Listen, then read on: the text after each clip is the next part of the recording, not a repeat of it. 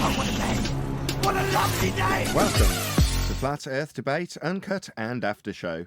I'm your host Nathan Oakley, and if you are new to this channel, or you've not done so already, then be sure to subscribe, hit the bell notification icon and join button if you'd like to become a Nathan Oakley 1980 channel member and keep up to date with the Flat Earth Debate. If you would like to support the channel, there is a super chat that runs alongside each of these shows while they premiere, and there's also a PayPal, Patreon, crypto and thanks button in the info box below the video. Speaking of Patrons, I'm going to do a quick shout out to all of you who do support me on Patreon. So, a massive shout out of thanks and appreciation to Giuseppe Montesano, Jimmy Eats Soup, Mitch Kennedy, Original D-Rose, Rod, The Name's Burley, Twad Wazzle, Jason Hornsby, Christoph Fournier, Flat Earth Revolter, JMeld24, Unimento, M, Iron26, Endless, Flat Earth Sage, Golden McKeegan, Retro Bill, More Books, Bear, Bogey, Michael Kahn, John Kays, Patrick Gunnels, Banter, Mel B. Styles, Hairy Blade, Mobile Mac 777, Rob W, Reese Pound, Del West Watson, Maria Nealand, Unbelievable Productions, Blue Ridge Ranger, The Real Gabster, Abraham Mohammed, Skeptic 936, Life is Short, Texas Mike, Tina Baker, David Wayne Foster, and Dank. So another massive thank you to all of you for supporting me on Patreon. Now I will hand over to whoever is in Discord and Google so you can enjoy their dulcet tones while I set up for today's live show. So I'm glad there's going to be a show because the events that unfolded on QE's show, they're still stuck in my head. Like, did that really happen the way I heard it happen? I cannot comment because I haven't watched it.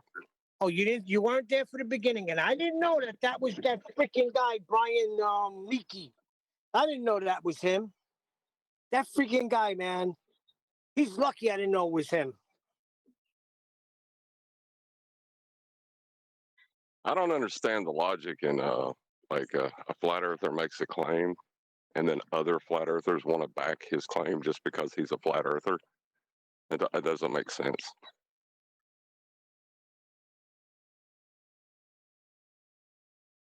Well, the thing is, if you listen, you need to listen to it real quick because right from the beginning, within 2 minutes, QE plays with it, contradicting and double speaking. And this guy comes in and says, well, I'm going to defend Witsit here. What the heck am I in bizarro world?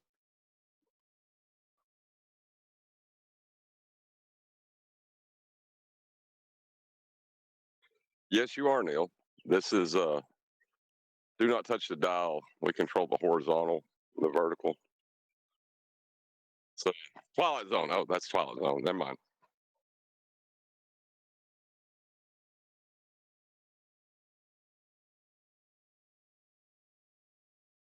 Look, I know it's a contradiction, but in all fairness, he's a moron. Did he go with that defense?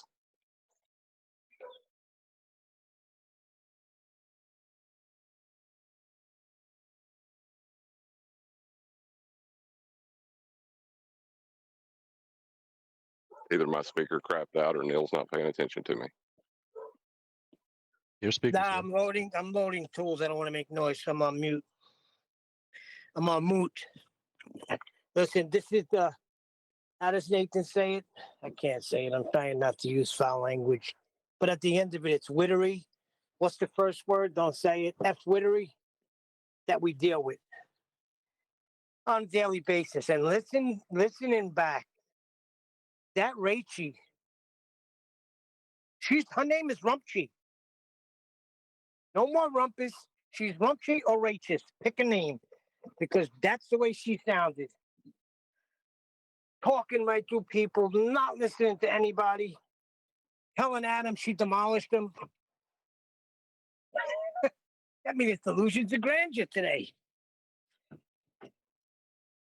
Yeah, demolished what positive claim did Adam? Oh, yeah, Adam wasn't making the claim, right? That'll teach him to not make claims and get demolished. Like, I just don't understand people. He demolished him by saying, when the car's accelerating, do you feel wind on the back of your head? Yes or no? I demolished you.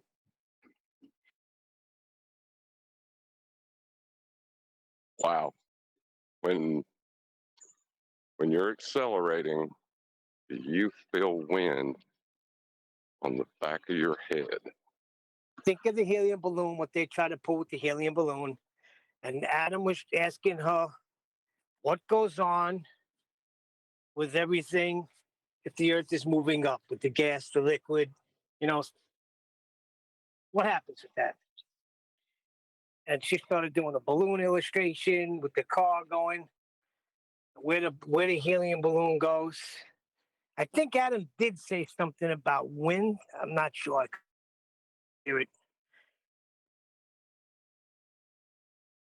Well, it's interesting that they would bring that up because I've been thinking about this, the way they phrase there's a density gradient because the Earth is moving up. They've introduced a dichotomy with an if and then statement. They've not done it really well, but it's their if and then statement. So if the Earth is rising up, then we'll have a density gradient.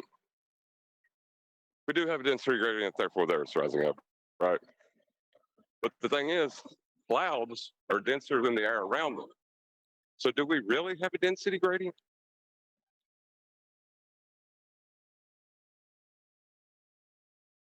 Yeah, they're all, and I thought I was under the assumption that once you got the Earth rising up, you can't use how do I say it? We can't use the same, like they'll use how gas pressure and everything works in this paradigm here or this system here, but it can't be the same if they're introducing an upward rising Earth, right? The same rules can't be in effect to that. It's got to be totally different. Right, but no matter how they phrase it, it's going to be a dichotomy of if this, then this. This, I agree. therefore that, right? Yes. So all you got to do is point at the clouds, and are the clouds falling on us?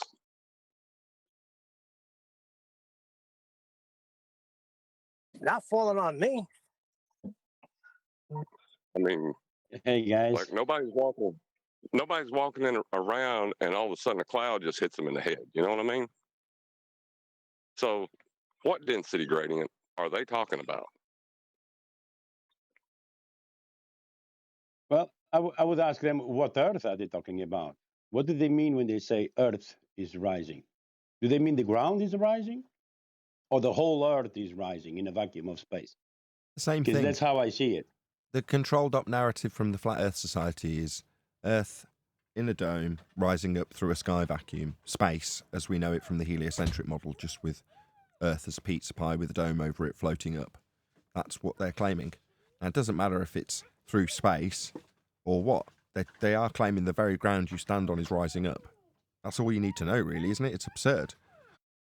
Well, hold on, but there's something else to it, right? Because they're claiming a density gradient.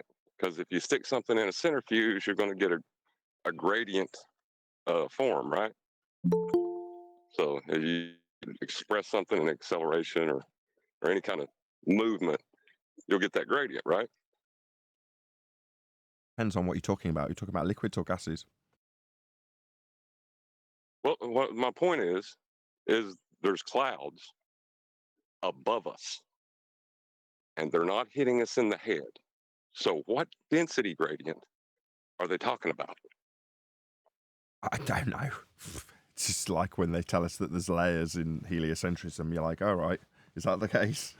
According to you. Well, what I was saying is they're introducing a false dichotomy when right out the gate, because they're saying the density gradient is caused by Earth rising up. Well, you can't put that in a hypothesis, but it is a dichotomy. So if you're not experiencing a density gradient, the Earth isn't rising up. And you're saying basically, if the clouds ain't hitting, and you're saying clouds are a demonstration of us not experiencing a density gradient. yeah, they're not hitting me in the head right now, are they? You? No.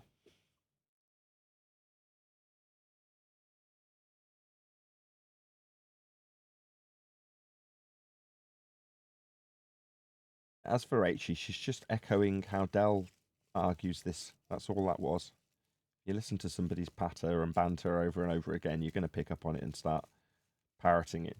It's just the way it goes.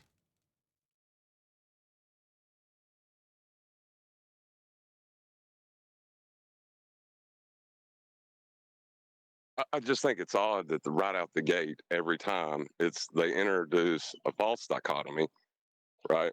But the false dichotomy is not in their favor. That's where the first step they take is to debunk their own position. Yeah, sure, but the whole point of this position being in our realm, the flat Earth realm, is so it can be pulled apart and shown to be nonsensical by an opponent on the globe for their false dichotomy. You're looking at this all wrong. You're like, well, it's easy to debunk. Yeah. That's right. Well, if that's happening while the globe's being claimed, that's quite useful, isn't it? If you think about it that way, suddenly it all makes sense, doesn't it? I'm not addressing how it's beneficial to people that's got a non-force force that you can think of as a force, but is actually an upward accelerating Earth with bent geodesy. But that's the only person it benefits. Does it benefit Dal? No, he looks like a complete clown claiming this. Did it benefit Rachie? No, she looked like a complete clown claiming that the ground we're standing on's hurtling up. No, it makes you look very silly.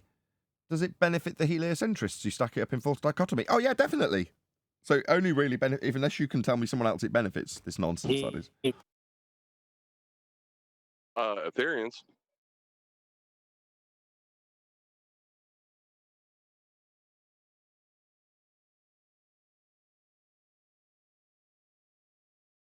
So now there's like a false trichotomy. You got the heliocentric, Etherean, and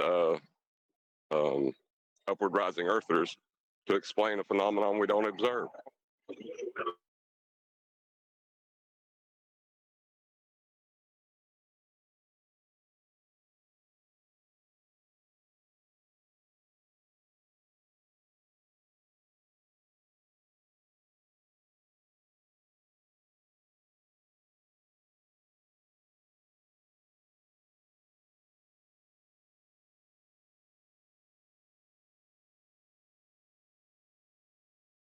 It might be why everybody hates us at the moment.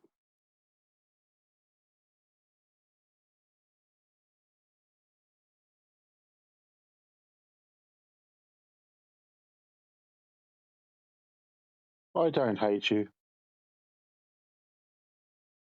Oh, thank you. It makes me feel warm.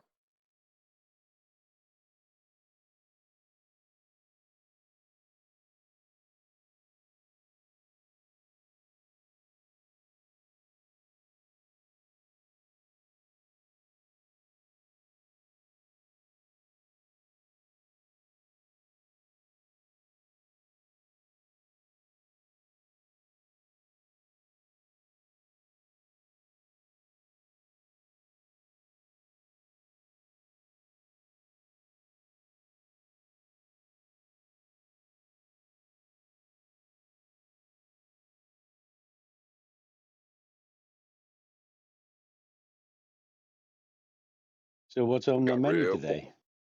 Again? What's on the menu today? Is there a topic for the show today? For me, what's on the menu is just assessing the show as like I've done for the last 8 or 9 months, just to make sure it runs smoothly. And then hopefully by the end of the week, what is it, Thursday? I don't normally like to mention the day, but by the end of the week, I'll be doing the same thing, monitoring the show, just making sure it's smooth, so that come next week, I'll delete all of the monitoring stuff from my desktop so that I can actually focus for the first time in almost a year on the show as opposed to on the hardware. I know before we started recording, Neil's like, oh, I'm sure it's going to all crash. Well, no, the hardware's now fixed as far as I can ascertain. All of the hardware now works as it should. Now, in terms of me tweaking it a little bit to get a little bit more efficiency out of it, that may cause problems. In fact, if I'm ruthlessly honest, it already has. I've got some mouse ghosting as I lowered the voltages on the GPU, but it's a new piece of hardware. So other than tweaking it like I would any other piece of new hardware, that's all there is to do. And that'll be done within, well, by tomorrow probably. Most of it's done. So like I say, by next week, it'll just be focus on the show to answer your question. What's on the menu for me, monitoring the show. Hopefully you guys will pick up the slack for the next couple of days, just while I check that this now Beast 2.0 computer is actually, worthy of running the show consistently and won't actually give me any issues moving forward, because I do want to iron out anything that does come up in the next couple of days, as I've been doing that for 8 months, 9 months now, actually. Anyway, so that's what I'm hoping you guys will do. I will do, obviously, housekeeping and hope that the conversation just develops from there, so I can still monitor temperatures and monitor clock speeds and check things aren't crashing, etc., etc. Well, if nothing else, I'll Fantastic. bring I'll up structural participate as much support, as I can. and that'll- Oop. One more time, John, and then, was it Jorge? Go ahead. I was just being facetious. I said, if nothing else, I'll bring up structural support to keep it going. But sorry, Jorge. No, no problem. I was just saying I'll participate as much as I can. Good. That's what I just said. Hey, you guys. Hey. Good Squirrel. morning. Morning. Yeah, so that's what I'm going to do. Good morning, man. It's new hardware. I've put a new set of screenshots up. I don't know if you've noticed in the Hangout. So there's new slides going by, an hour and 40 minutes worth. It's taken me 2 solid weeks to edit that video. The one that's going by as a slideshow. It is a video, although it's just stills. But it's a lot of material, and they flash by every 15 to 20 seconds. Some of them are a little bit longer, but you know what I mean? They're fairly rapid, because my issue with the last set of slides was they just hung around too long. They were on screen too long. So people like people. So a lot of the slides in the new reel are of people we've covered. That's where I've got them from. In other words, as I've gone back through what I've got on thumbnails, I've also obviously got the original slide that I've used for that thumbnail with the person that we've covered in the video. So, Penguin Z in this instance on screen now. We've done a response video to him. David Mitchell, we've done a response video to him, and so on and so forth.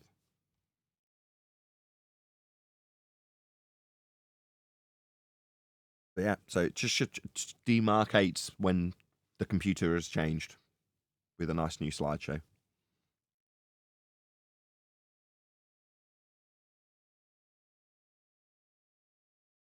So what's your temperature looking like right now in the room What's my what? and on the computer? Say again. What's your temperatures looking like? The temperatures in your room and on your computer, are they looking good? Fantastic. So it's a reasonably warm day. It's average to slightly warmer today because it's summer, and everything's normal. I haven't got the recording running yet. I haven't got the live stream running yet, should say. So everything looks normal. RAMs in the 50s, CPUs in the 50s, GPUs in the 40s. It's like idle temperatures while it's recording. Fantastic. Normal. Shouldn't be saying fantastic for a computer just running at normal temperatures. You know what I mean? But to me, it's fantastic. Well, that's what I was about to say. Like, if you've been feeling a thermal runaway, it's got to be miserable. You know what I mean? Yeah, it was in the room. I mentioned it at the end of the process when things were starting to look up in that regard, because things that you don't want to acknowledge, you just have to sort of never mention them, and then you kind of ignore them. So the fact that I've got sweat pouring down my back most of the time running the show wasn't at all fun, because there's a 1,000-watt projector and a couple of 1,000 watts worth of amps plus the computer. It chucks out a lot of heat. You know what I mean? And they're all running very, very inefficient processes. You think you'd have reacted to Dell the same way if you hadn't been in the heat? No, I'd probably be a lot happier, and my temper would be a lot less short. Half the time I'm dehydrated. So, because I'm just pouring with sweat, so I'm dehydrated. But I refuse to put a fan on, because it's like, no, I'm not going to ruin my audio. No way. I'd rather sweat. But now I'm not. I've been recording for 20 minutes or so, and yeah, everything's comfortable in here. It's nice, even with the projector and everything running.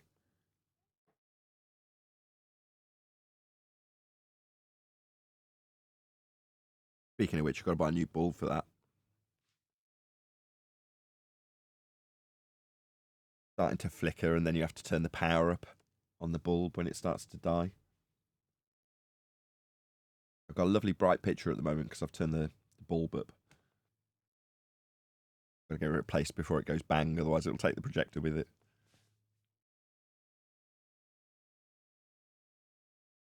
Let's not even think about that right now. That'd be luck, wouldn't it? Currently, I said this to my wife last night, and she said, "Shh, don't ever say that again." I was like, everything in this room, as of today, last night, works. Projector works, the amplifiers work, the computer works. Everything in here works. That hasn't been the case since about 2006. Everything all at once is working.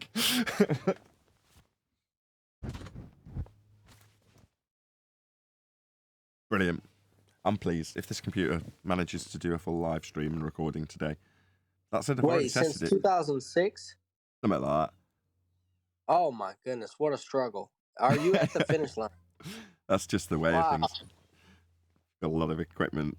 It's often not all working at the same time. It's just the way it goes.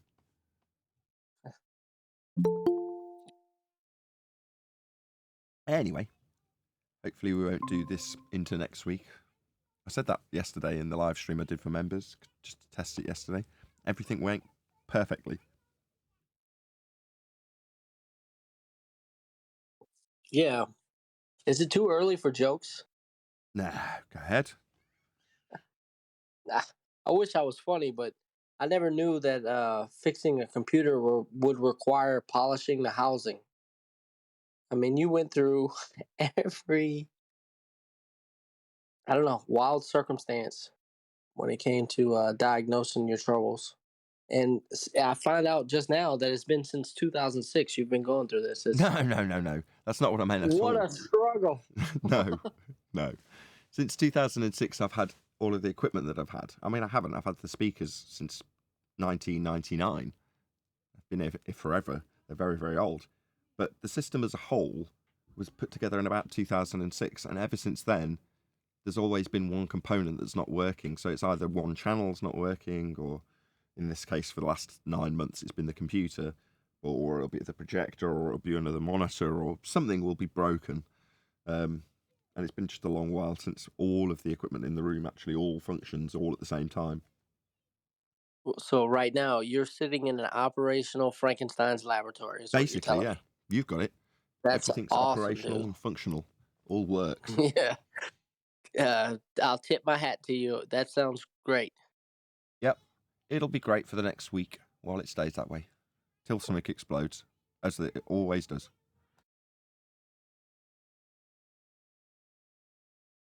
Man, I feel inspired, Nathan. I do. I feel inspired. It's a new day. Yesterday I wasn't capable of having a live show. Then my tech guy came out and spent a significant period of time measuring and checking and pulling blocks off computers and, digging into an extent that is just not necessary to find out why the problem was the way it was with this new GPU. The problem was because the manufacturer of this case has milled or machined a piece of aluminium to sit around a copper block, and it's a different height. So the bit that's touching the memory, not only is it touching two different materials, copper and aluminium, they're at different heights. So if you get the thermal pad correct to actually cover the majority of it, it stops the GPU touching the cooler plate. And if you get the thinner pad, you've only got a tiny bit of aluminium potentially touching, which is how it was yesterday. And only 1/3 of the chips are being cooled. So it required two different thicknesses of pads because it's two different thicknesses or two different heights of cooler, which is ludicrous. But there we go. That was the cause of the last week or two of trouble. But the last week of trouble is because I've changed a troublesome GPU that was giving us issues and eventually died. And now the one that's in there is a lot more efficient. The show will go on. Hopefully, this computer will not need anything for the next 2 to 3 years minimum. I hope that's the case. This could be the start of the computer being really good. Today. That's awesome. Yeah, I think so. But with sweat not pouring down my back and the computer not buzzing away with really loud fans stopping it from going over 100C, I couldn't be happier. Yeah, sat here. It's going to be a good show. I can feel it. Like a pig in a blanket. Yep. A bug in a rug. That's awesome, dude. I'll do what I did last time when I've done alterations to the show, which is I'll run the show for an hour, the live show that is, And then at the hour mark, I'll suggest that this is now the after show, even though I don't round it out just to keep the stress high. And then I'll just run a few games or something just to stress the computer, just to make absolutely certain that after a couple of hours of use, unlike yesterday's hour-long recording and live stream to the members, after a couple of hours use, it's still 100% stable. Then I'll be confident going into tomorrow, where I'll do the same again, just to make doubly certain. Like I say, then next week, Monday, actually focus on the show rather than on the hardware.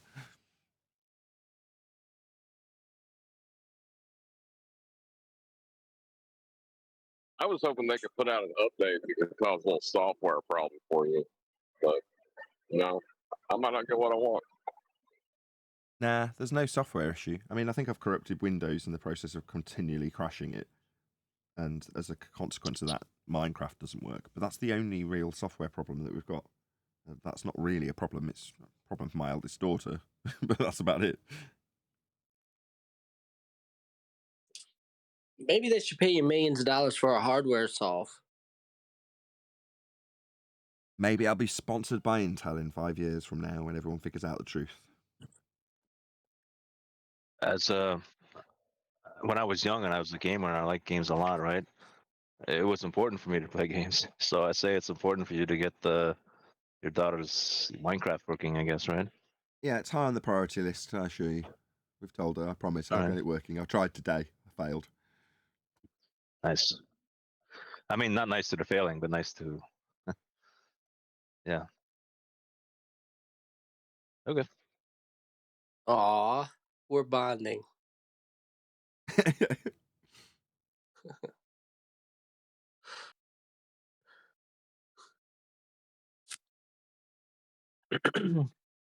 What do you reckon, people in G+? Do you like this? Do you like the new slides? New slides. New slides, yeah. They're interesting. They're interesting. I was just thinking, because you have some of those models in there, I was thinking, oh, are people gonna say something about that or something? You know what I mean? But yeah, it's different. Let's say that. Just stuff to pause when we've got a particular conversation point that matches one of the slides. So there are various different elevation angle measurement stuff, along with, you know, Australia looking like a chicken nugget.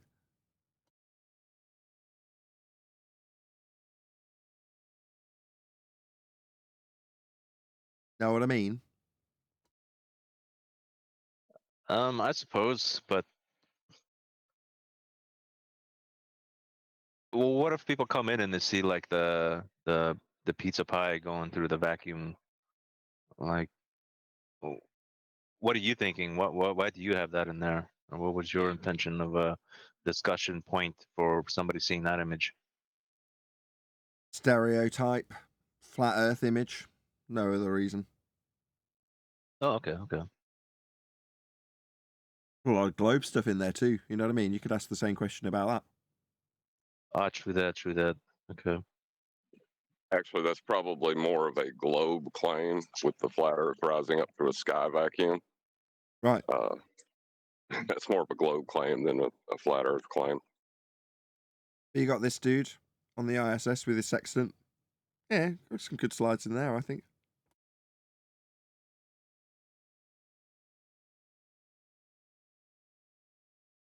It's not on the ISS, it's all a lie. I heard Mr. Sensible say something about the horizon curving at altitude or something like that the other day. And I was thinking to myself, it's pointless now. It doesn't matter what the horizon does. It's not the curve of the Earth. Whatever that horizon's doing doesn't make it Earth curve. Right. And he knows Yeah, but better. they're not getting it. No, they are getting it. Sorry. What they get is lots of money from repeating the same thing that they've had debunked. Now, in their mind, they know it's wrong. Mr. Sensible knows it's wrong, right? At best, you've debunked Earth's radius. What's that in response to? Black Swan, that's what. So he knows better. We know he knows better. He knows better, more importantly. Share your pain. I've had lots of accounts recently of people rinsing and repeating stuff that they know has been debunked. Oh, okay. You can sleep at night knowing that you're putting out and peddling stuff that we've debunked and you've not overcome. Then more power to you. YouTube will keep paying you, and that's the only reason you're doing it. I hope the money Keeps you sleeping well. So you're saying they do know? Of They're course, just getting paid. I and know they're they just know. lying to themselves. Yep, I can demonstrate them being made aware, Neil. Mr. Sensible knows Just better. because, hold on. Just because you're made aware doesn't mean you accept it. In the resources of your mind, you may still think that the horizon is Earth's curve. I Yeah. see it all the time, every day. Sure. And when we were in debate and discussion about the Isle of Man, there were various different points that I thought I was right about how I was proving Earth to be flat with an Earth curve calculator that assumed we've got Earth curve. You know, there was various points, but in the back of my mind, I knew it weren't the case. Right? Now, yeah, did I plod on like Mr. Sensible is? Yeah, I did, yeah. But knowing that I hadn't overcome some of the arguments that had put forth left me struggling to sleep occasionally, the stress of it all. Not anymore. Well, Mr. Sensible's in that boat, isn't he? He knows he's not overcome the issues of the Black Swan. He knows his response is quoted back to him at nausea. Well, if he wants to repeat the argument that the horizon represents a physical geometric sphere edge, known as Earth curve, then that's his bag. He can do what he likes. But what I say in response is, share your pain.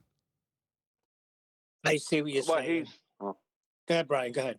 To say what he's referring to is his Mage 2 footage. And the problem with his Mage 2 footage is that it shows concave, or convex and concave and horizontal. Do you know what I mean? It's like you can pick one slide from a video that looks convex and then make a claim about it, while you're ignoring all the other slides that aren't convex. Do you know what I mean? That's all it is. It's like he must ignore, and so all his audience must ignore all the other slides that don't match that. It's just like when they go out and take photo or video of something years ago. They go out and they take photo and video of a location 20 times, and you never get to see the other 19. You only get to see the one they want you to see. Well, but it doesn't matter anyway, because the horizon is not Earth's curve. Exactly. But exactly. That was John's different. point. Yeah. No matter what way he tries to dice it, no matter what way he tries to qualify his Texas sharpshooter fallacy by picking out one that's convex, who cares? The horizon isn't Earth curve. It's beyond the geometric limitations. We've only got to demonstrate it once. We've now got many black swans. Not that you need more than one. As long as you can show it's beyond the geometric assertion. That's it. It's not geometric. It's not Earth curve. He knows it. We know it. We know he knows it. Then you got idiots like unorthodox coming in and saying, what about the other 364 days? Duh. No, what Mr. Sensible is doing is he's moving away from the surface and going up as high as possible to make the claim. So that way, using this whatever amount of slides from his video that showed convex, that he can then claim that because they're up so high that it nullifies any over 6R. So they are then seeing a geometric location. Do you know what I mean? This is what they're trying to do. Forgetting that for years, boats were supposed to be going over this geometric place 3 miles away from shore, like. Yeah, but if it's not Earth curve at a foot high, it's not a Earth curve at a mile high either. Exactly. Yeah, but that's that. I mean, there's no point in telling me that. Do you know what I mean? Him and his audience and whoever else is doing the same thing. They're just begging the question from a high altitude and helping themselves to sleep at night, because that's all it is.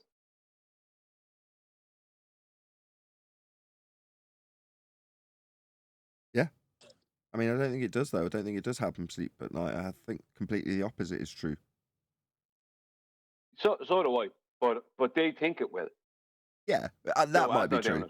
Yeah, if I reaffirm my bias with something I know has been debunked in the back of my mind, that'll help, because more people will come in the comments and tell me how much Earth curve I'm showing from altitude. No, the horizon's not Earth curve. It doesn't make any difference what height you're showing it from. We've debunked the horizon as being a geometric limitation to your view at the stated mathematics of Earth curve. That's it. What you say, you negate atmosphere. Oh, that's lovely. How interesting. What you say, the horizon's Earth curve? No, it isn't. No, we debunked that with the black swan. What's that? At best, you've debunked the radius. What, that your assertion that the horizon's Earth curve's based on? That's right, Mr. Sensible. You know it. We know it. And we know you know it. So sleep well. I can't believe he said that. The first time I heard that, I could not believe it. I said they don't even think things through. No, they do. That's the problem. In that instance, he has thought it through, and the logical conclusion is that you debunk the radius based on the logical consistency of the argument. So when you say he hasn't thought it through, no, he has. That's the logical conclusion that you come to when faced with the black swan. He just verbalized it. Okay, what about the implications that it has? What about all the star rotation that we see? That's supposed to be right with the 3959. Everything's supposed to be like tied into that, right? It's the So that latitude don't and matter longitude anymore? grid. No, it's the latitude and longitude grid.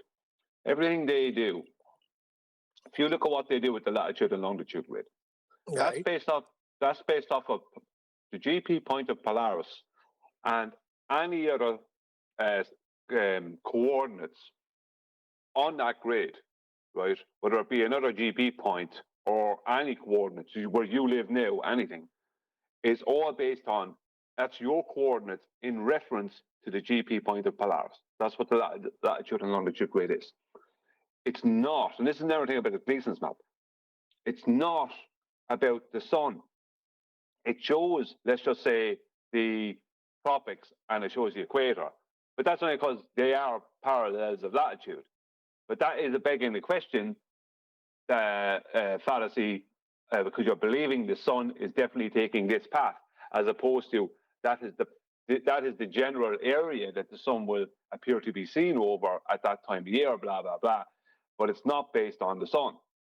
So what they do is they wrap that around the globe. They make a globe out of it. That's what they did. They didn't wrap it around the globe. They made the globe out of that, back engineered it from flat Earth elevation angles to Polaris. They back engineered it into a globe, and then they make the claim about the tropics and the equator, trying to say that their angles match the sunrise and sunset, when they don't. As we know, time and date is often wrong. But that's what time and date and all them are based off of. They're based off of the mathematics for when the sun should rise and set and blah, blah, blah. It's all based off of the pre-assumption that those circles that are on of latitude are on the latitude and longitude grid are the actual sun path. When there's no evidence of that, they are based off of Polaris, not the sun. And this is what they do. It's a switcheroo. So people think the sun must be taking a circular path because the parallel of latitude is a circle. It's like, no, it's not. That's not what they're based off of. So all that time we said that we're wrong. No, I mean, the sun will be over the tropics and over the equator, right? They'll appear to be from our point of view, let's say, right, at the correct times of year. But the problem is that doesn't denote that the sun is taking an exact circle, or that there's only one sun, we don't know. I don't know what the sun is. Do you know what I mean? The latitude and longitude grid is just purely a terrestrial. It's a terrestrial grid based off the celestials, but in particular, it's based off of Polaris. All right, let me make the question easy, Brian. Hold on. Go on. Say the radius of Earth was 7969. So everything we see in the sky doesn't have to match that? No. Everything they say. Well, then we got to retract a lot of things we said from 8 months ago. Then. No. Everything we see in the sky, they say, is based on a globe because they hijack the latitude and longitude grid. Because the latitude and longitude grid gives the GP, allows you to determine a GP point of a celestial body, blah, blah, blah. But that's what they did. They just hijacked that and the sidereal movement of the stars. The only thing that's not moving in the sky is Polaris. Maybe I'm not asking the question. Well, if you're on a boat with a sextant, why a marine sextant? Why do you use the horizon? I'm not saying that's what it is. We know what it is. I don't think you're listening. But I'm saying when they derived this globe, right? Isn't it supposed to? Don't they have it tied in with the sky and the stars and everything like that? So for them to just say it's it could be bigger than 3959. You can't. Because it's tied into the latitude and longitude grid, so they can't say that. That's the point. That's what I'm saying. That's what I'm saying. They can't say that. That's why I said they didn't think it through. Oh, they did think it through. That's the thing. They did think it through when they were back engineering. They did think it through. No, I'm talking about when Mr. Sensible said that. No, that's just a lack of understanding. You're right. He didn't think it through, but that's a lack of understanding. That's his lack of understanding of his own model. So you're right. It is. He doesn't give his own model thought. People, flat earthers do it as well, but they don't learn enough about the heliocentric model. They don't realize that it can't be even 1 foot bigger or smaller than it's planned to be. Thank you. So when QE does the black swan, the Moritz, and he says, so the Earth is not a globe at the end. He doesn't give a size to the globe. A lot of people attack them on that, and still do because they're not listening. They attack him on that and say, no, his logic is wrong, right? Because it could be a bigger one or a smaller one. It's like, no, you don't understand not thinking it the globe. Yeah, they're not taking it through. So they think he's after using faulty logic when it's them and their lack of logic and thinking and going through the process. That if they did go through, that a process that if they did go through, they'd realize, oh, hang on, I'm wrong, QE is right. They don't realize, well, he just has to say at the end, so it's not a globe. That's all he has to say at the end of that modus tollens. He doesn't have to say of radius 3959 miles, because it can't be anything else other than 3959 miles. Based on, yeah, go on, sorry, John. Oh, I was going to say, you could just concede that point to them and say, you know what, you can have your inflatable radius below surface level. What do you got? Well, it's more people on our own side that are attacking QE on that. When I say our own side, people who are not on the globe side, that attack QE on that. It's more people, because the people on the opposing side, they say, oh, he didn't account for refraction, totally not understanding. You know what I mean? How they're just trying their own claims with that. But there's people on our own side who are attacking him, saying it was not logically formatted right. And it's because they don't have an understanding and they didn't put in the little bit of research or the little bit of logic of thought as to why he doesn't have to say a globe of radius 3959 miles at the end. He doesn't need to say that at the end, because if it's not matching 3959, it's not matching a globe, because the globe can't be anything but 3959. That's right. It's over. And with that, well, I understand that, but like the arguments or I want to say argument, but the topics like progressed past that point now. We know, that how the math works. We understand everything that they don't pretty much at this point. So even if we did observe a horizon at 1.22 mile times the observer square in height, right? Even if we observe that, the horizon is not below surface level. So what? Yeah, they don't have anything. No, that's true. Dear. No, your point is devastating, but it's actually worse than that, because if we did from a 1 foot observer height observe an horizon that was 1.225 times the square root of that observer's height in feet, which would be a 1.22 or 1.22 mile away horizon from a 1 foot observer height, that also debunks the globe now, because they have to claim that it can't be that. Because that would mean a no atmo day, which would mean we're living in a vacuum, which means everyone would die. Do you know what I mean? So even if we, at this stage, even if there was an horizon that matched their maths, that would debunk their globe. But it's not relevant. I mean, you are correct. However, it's not relevant because the claim in modus tollens is a geometric assertion being taken apart. So as soon as you say atmosphere, it's like, hello, we're taking apart your claim of geometric Earth curve. Well, that's geometric in its nature, in your maths. That's how it's all derived. Yes. It's how it's been measured. So you can't start talking about atmosphere when we're taking apart your geometry, because that's a measurement. If you're going to say atmosphere, well, what are you measuring? Is it the atmosphere that you're claiming blocks boats and buildings? Of course not. You're claiming Earth curve. A hill physically blocks it, and you're claiming to have measurements to it. The moment you say, well, it's refraction, so you don't have measurements to it. It's not geometric. The horizon isn't Earth curve. Okay, then. It's just taken some of them 3 years to start recognizing the fact that the horizon's not Earth curve, then, if you're saying refraction. Hello? How long does it take them? Yeah, but there's something you're missing there.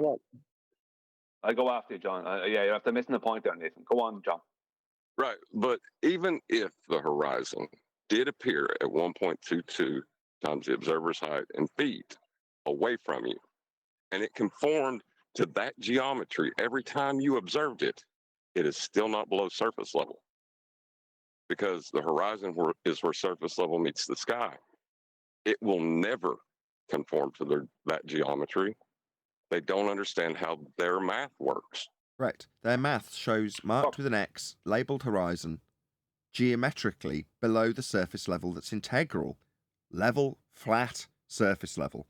That's integral to their geometric assertion.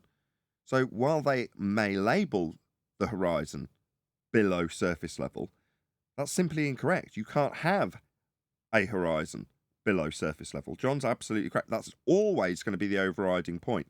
You commented in one of the videos I trimmed out in regards to the Lake Pontchartrain Black Swan, or Black Swans, and in that video you said, well, based on the fact that it's a differential calculation and the horizon marked with an X is below surface level, they're all black swans.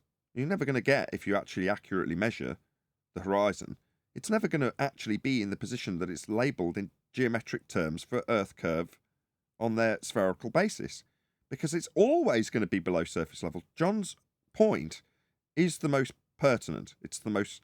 Go on. Yeah, you're missing something I'm trying to say to you, though.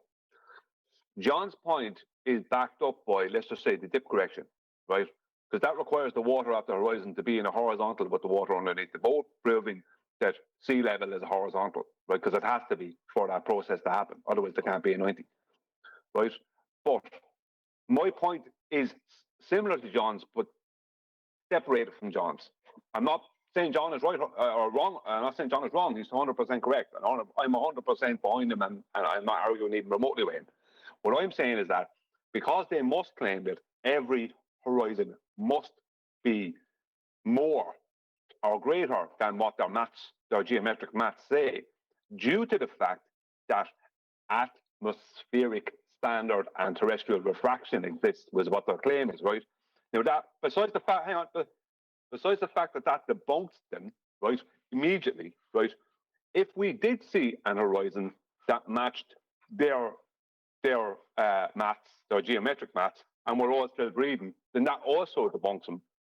Because the only way they say that can happen is no atmo day, let's just say. That would mean no air day. That would mean we all live in a vacuum, we all die.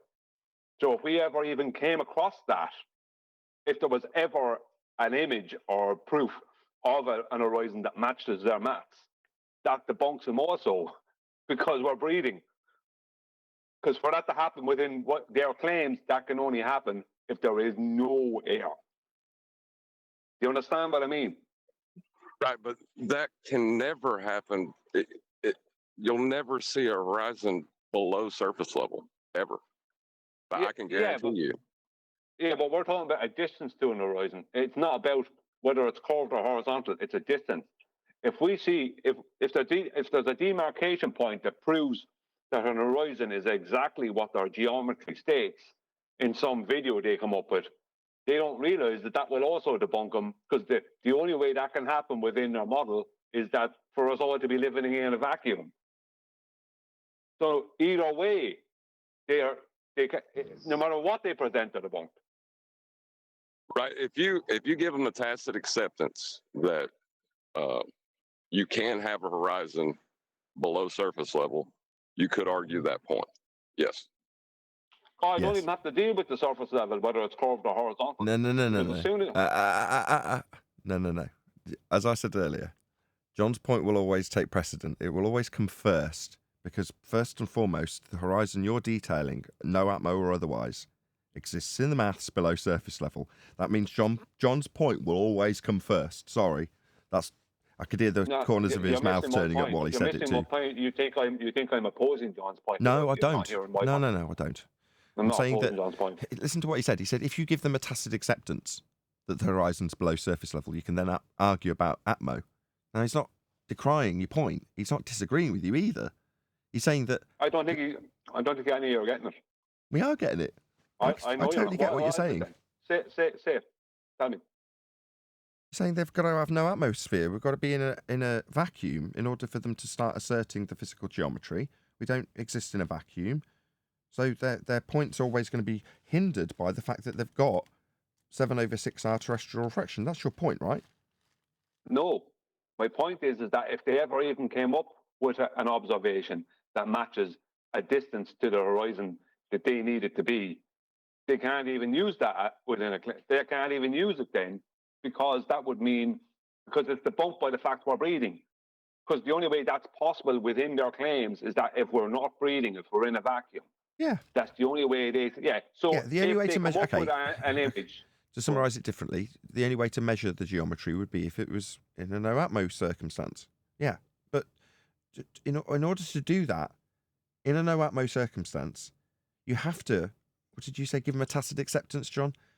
That what we are looking for exists below what is described in their geometry and is required for their geometry to be a flat and level surface, that this horizon is marked below.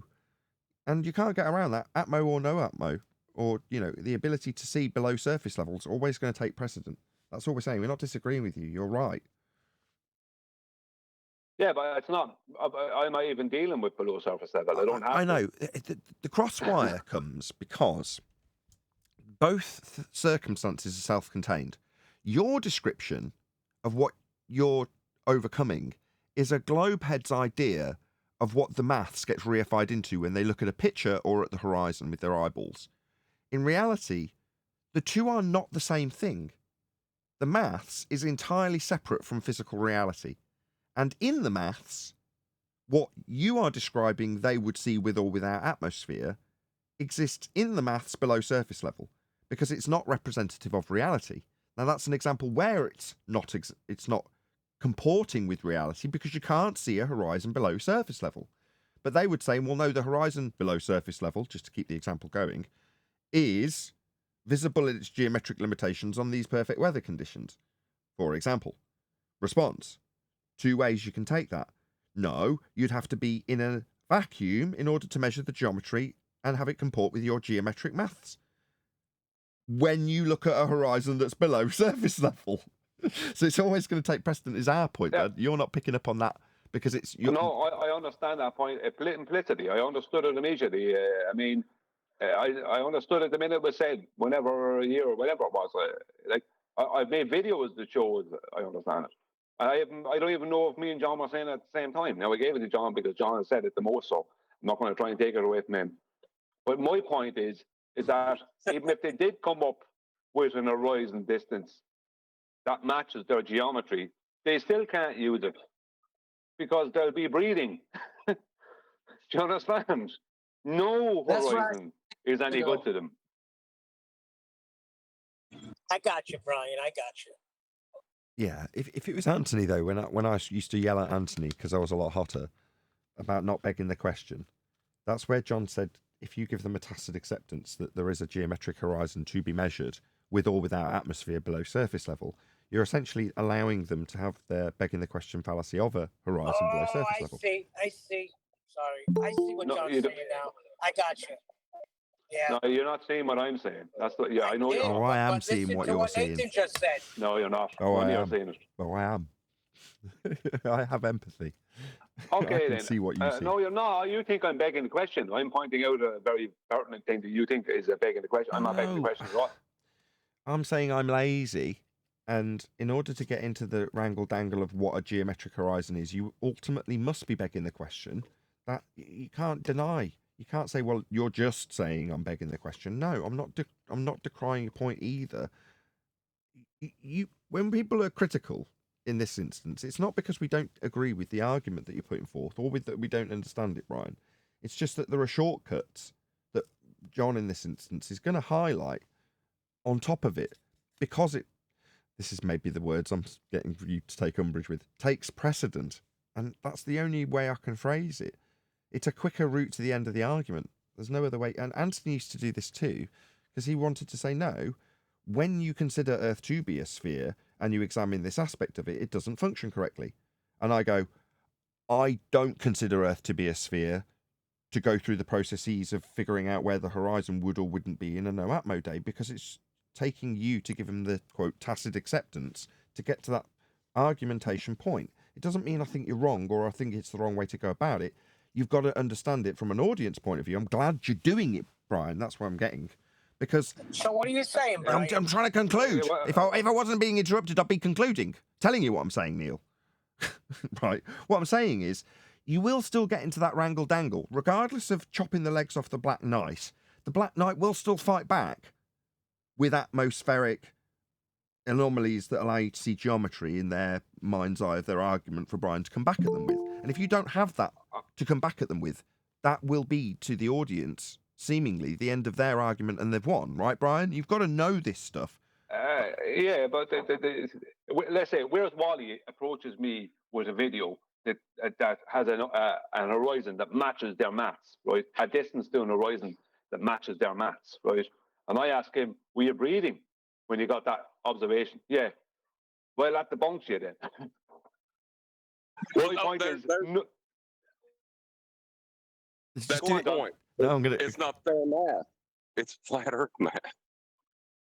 That's the point, though, isn't it? Well, the point is no horizons now. They're using two flat planes to come up with this idea that they have curvature. It's our math. What are they doing using flat Earth math? Yes, but my point is outside of that. My point is, no matter what horizon they approach you with, none of them are any good to them now. Even one that would match their geometry. Because if it's matching their geometry and they were breathing, there's the Bongstar model.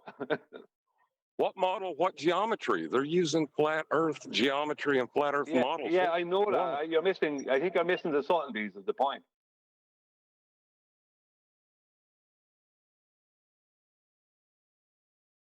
Let's get it on. Good afternoon. Buongiorno. Buongiorno. Welcome. Ciao. Neil said, I'm in the motherland, Neil. I'm in the motherland for you. All right, don't get I your knew it. flashbacks. Once No you one's said going to mon- arrest you, Adam. It's once all you- good. Once you said buongiorno, I knew where you were. Right.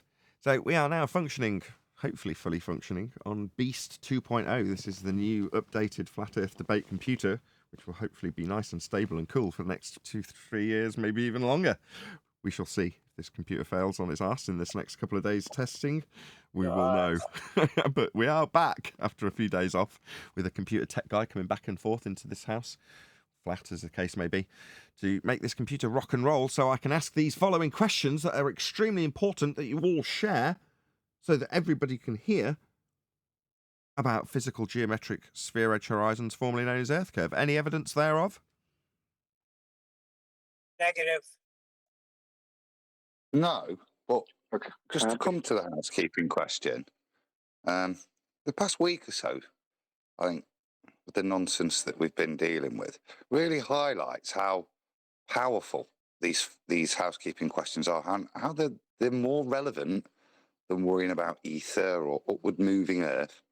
They're the ones that take the ball apart. I know we can have fun guessing the nature of reality, but these housekeeping questions are the one that got us here, and they're the ones that will keep continuing to destroy the world, because as you'll see, they're unanswerable from a ball perspective. Rant over. But any evidence that you can acquire an elevation angle measurement from a curved baseline? Can I give an answer to the last question? Yeah, go ahead if you want to. There can't be evidence of Earth curve, because even if they got a measurement that fit their globe, they'd have to be breeding on that day to do that, which would not fit our globe and our model. Right on. So no matter what they come up with, they can't. Gas pressure. Yeah, exactly. Yeah. What is it? No Atmo Day? It would have to be within their claims for them to get the measurement that fits their globe. So even if they did come up with it, that also debunks them because they'll have to be breeding to do that.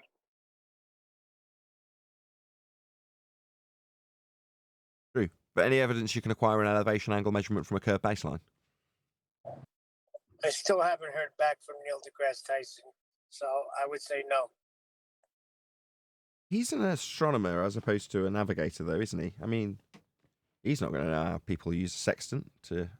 I don't care. It's a question he irrelevant. needs to answer. Well, Right. no, that's irrelevant because they use a horizontal plane in orbital mechanics. Same problem that they have in celestial navigation as well. When you say they use a flat plane in orbital mechanics, pray tell, if you're suggesting that Kepler, with his orbital mechanics, has actually got a flat Earth at its heart, I mean, that's pretty exciting stuff, John. I mean, that's news to me. Well, they use a plane of reference with the apogee and perigee, all those things that, you know, that Let's they start use in there. the celestial sphere model. Stop. Apogee and perigee? I've never heard of such things. What are you speaking of? Well, it's angles from a point on a plane to a celestial object. And what plane would that be? No, if you and that's if you imagine orbits and describe the nearest and distant positions you observe the celestial object, and then I say assume orbits, you can describe those two extremities as perigee and apogee of an orbit. Off of a flat plane, yes. Yeah, from a flat. Yeah, they're measured from a flat plane and assumed that the angles you've taken are commensurate with an orbit.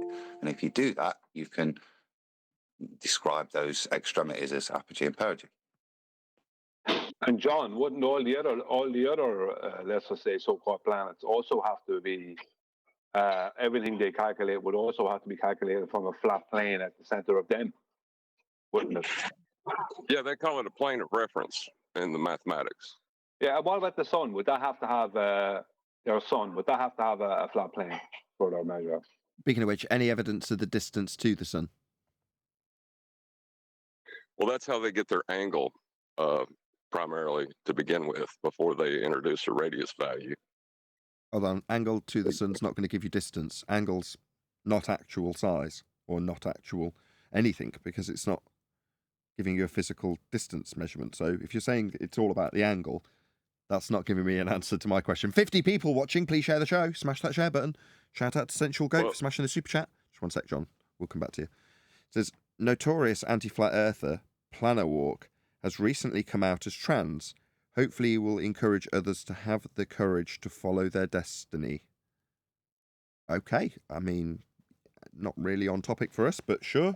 Good luck to you, Planner Walk. You're a very brave man or woman or whatever you go by now. I didn't bring it up. Good morning, guys. Don't care. Couldn't care less about his identifiers. No offence to you, Sensual Goat. It's not relevant to us. We're only interested in what he claims about the nature of Earth. He's a sphere believer, so that would be the only thing that we care about. I know others have got a thing about whether or not people overtly claim their sexuality in their pronouns. I don't care. Does anybody else on the panel care particularly? Not within this subject, no. In other situations, yeah, but not within this subject. Yeah, we've got no... that from a year ago. There's no real prejudice here. We don't care if you're black, white, Spanish, trans, lesbian, gay, straight. If you're talking crap about the globe, we'll point out how the crap you're talking is crap, regardless of what your sexuality is or your skin colour. We don't care. You know, just present evidence for your stupid nonsense that you're on a sphere and we'll be good. And if you present nonsense in lieu of a sphere Earth evidence, then you're going to have that taken apart. But your skin colour or your nationality or your sexuality is irrelevant to that. Literally, completely, totally irrelevant. Even if you're a flat earther. The proof of that is that Adam is on the panel. Yes, we've got a black transgender lesbian on the panel right now, and nobody's got any issue with him whatsoever, have they? Yeah, we thought. Yeah, exactly. And we accepted Anthony was also from Liverpool. I'm a trans I female won't go lesbian that who far, presents as Brian. male. No need. Yeah, especially We're when not you're lying Irish. here, Brian. I mean, hell? what sort of standard is that from an Irishman? Get him, Irish. Anyway, let's I've got move to on. admit, I'm a little globe-phobic, though. Globe-phobic. I'm globe-phobic, yeah. So you're contradicting yourself then. Well, is heliocentrism a protected group? Because LGBTQ are a protected group, but globe belief isn't, as far as I'm aware. Heliocentrism are the most protected group in the world. Scientology, maybe, as a religion, because they're registered, but heliocentrism, how is that a protected group? It's not. It's constantly being protected by movies. That's not what I said. Yeah. Protected group is a specific categorization for things like people at risk in small communities like LGBTQ. Well, they are categorized specifically as a protected group. Therefore, were you to attack them based on their LGBTQ nature, the punishments are more severe because of your attacking a protected group. Now, you're saying they are protected. Oh, no, yeah, I completely agree with that. You know, the anti-flat earth movement is propped up based on flat earth searches at the moment. But that's not what I'm saying. I'm saying, unlike Scientology, which is a literal registered religion, heliocentrism, which is at the heart of Scientology, has none of that. What is it that makes it a officially protected group? I don't think it is. It's not classed as a religion. It can't be. If you're just saying, well, that's just how the world is, why would you? It would seem weak to register it as a protected group or a religion or something of that nature if you're trying to convey it as just the way it is.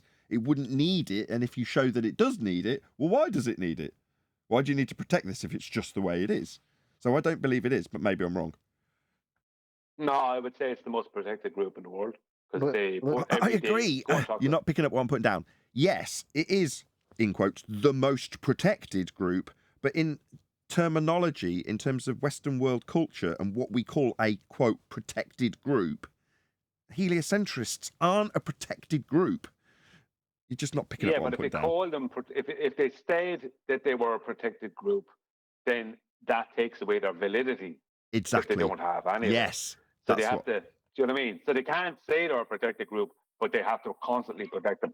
Precisely. I was just going to say that. Finally, yes. I was just going I was just going to say they're the most protected group without mentioning out loud that they are. Yeah. I don't think we should have ventured into this topic because now, like, there's a ipso facto claim that protected groups aren't valid now. No, there is not. Move away from this. Hold on. I don't mind getting onto that. I know it's off housekeeping, but how would anything that we just inferred suggest that a protected group doesn't warrant their protection?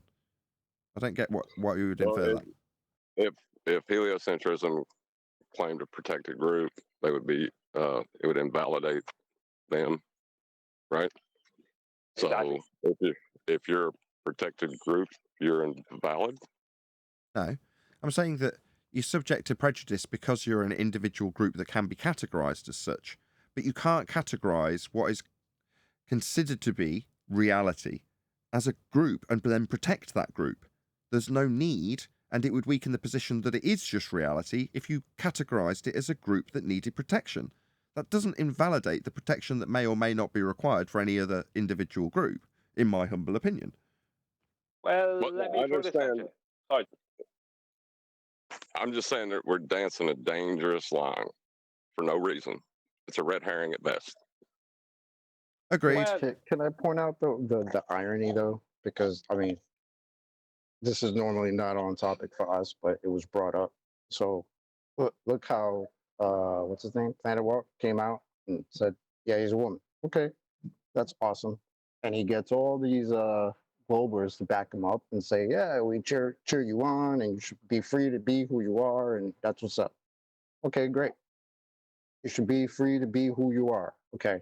Here's a bunch of people who just don't think they live on a magical spinning water ball flying around in a vacuum. Get rid of them, burn them, don't reproduce, kill yourselves. I mean, you see how ridiculous that is? Yeah, that's perfectly acceptable. We're not a protected group. You know, I can also shout across the street at gingers and laugh at them. Neither are Italians. Well, We provide the protection. Yeah, about that. I'll pay you later, Neil. It's in the till. The point I would make is if we go back 3 years ago and we look at the past 3 years now without making any talk about the subject, there was a whole lot of protection going on for stuff that wasn't scientifically valid. Now, the globe, right, although it's not science, right, all these things that they try to protect in these groups, they try to protect constantly. In a lot of ways, they come back to, with the exception of a few, they come back to a heliocentric mindset. If you look at what is being protected, a lot of it comes back to a heliocentric mindset where nothing really matters, a nihilistic type mindset. Yep. Where, you know. Yeah, definitely. I totally agree. If everything's a soup of nothingness and you are an insignificant speck of dust whirling around in that ever-expanding soup of nothingness, then what does it matter? What significance does it have? You might as well just be a con artist and a cheat and a thief, because what does it all matter?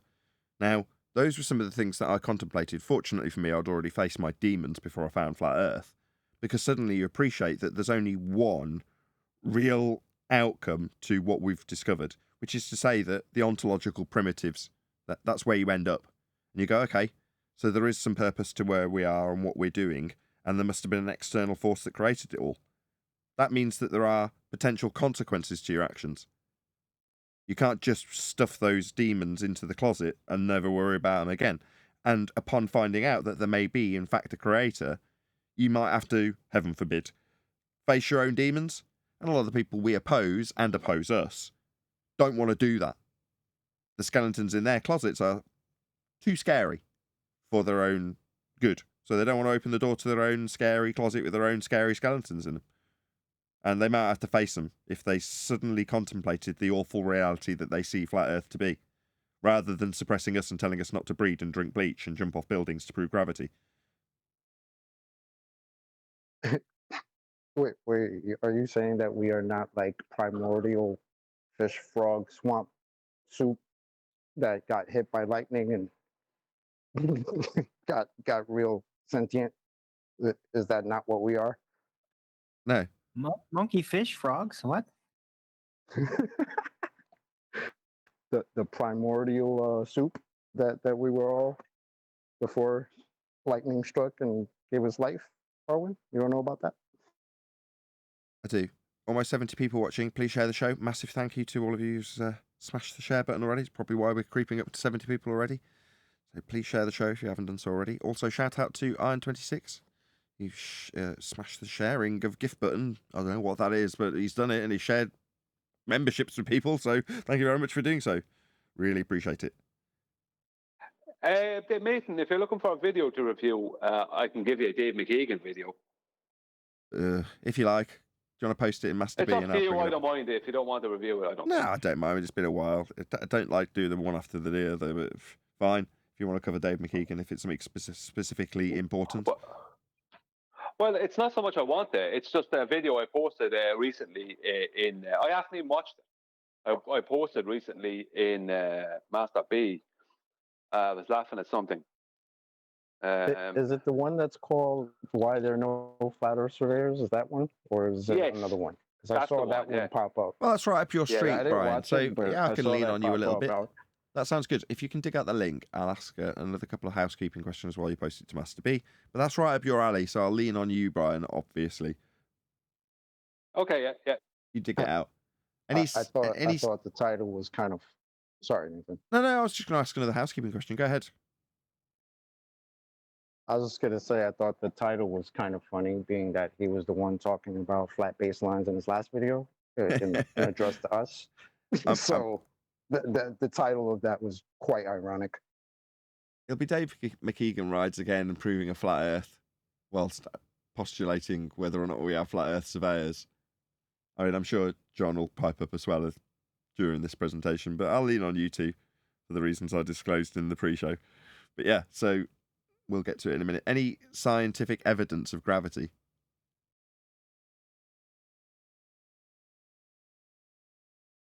Don't all go at once. No, there can't be. Nobody in Discord got proof of that. Scientific proof of that. Whatever that is. What's the phenomenon first? Well, Well, Brian's figuring that's it a out, good right? example of the protection, isn't it? Yeah. Say again, Adam. So just saying that's a good example of the protected state of heliocentrism with regards to is there any scientific evidence? That's the thing that's protected. The belief that there is scientific evidence. That's where you'll get attacked, ridiculed if you challenge things. That's where it's protection. Not that it's real. Well, it's got any scientific evidence to back it up, but you'll be the one that's ridiculed, your worldview attacked because you dare to question that protection that it's given. Yep. I mean, you even got people in the mainstream who will claim they are science, and criticizing them is criticizing science. It's incredible. This is something that I'm hoping to appeal to Jaron on. We've had our battles over science. He's called us scammers. However, this is something where a better understanding and a better knowledge of what science is would result in Jaron being a more formidable opponent for globe believers. That understanding of where science has been hijacked and, as Adam puts it, protected.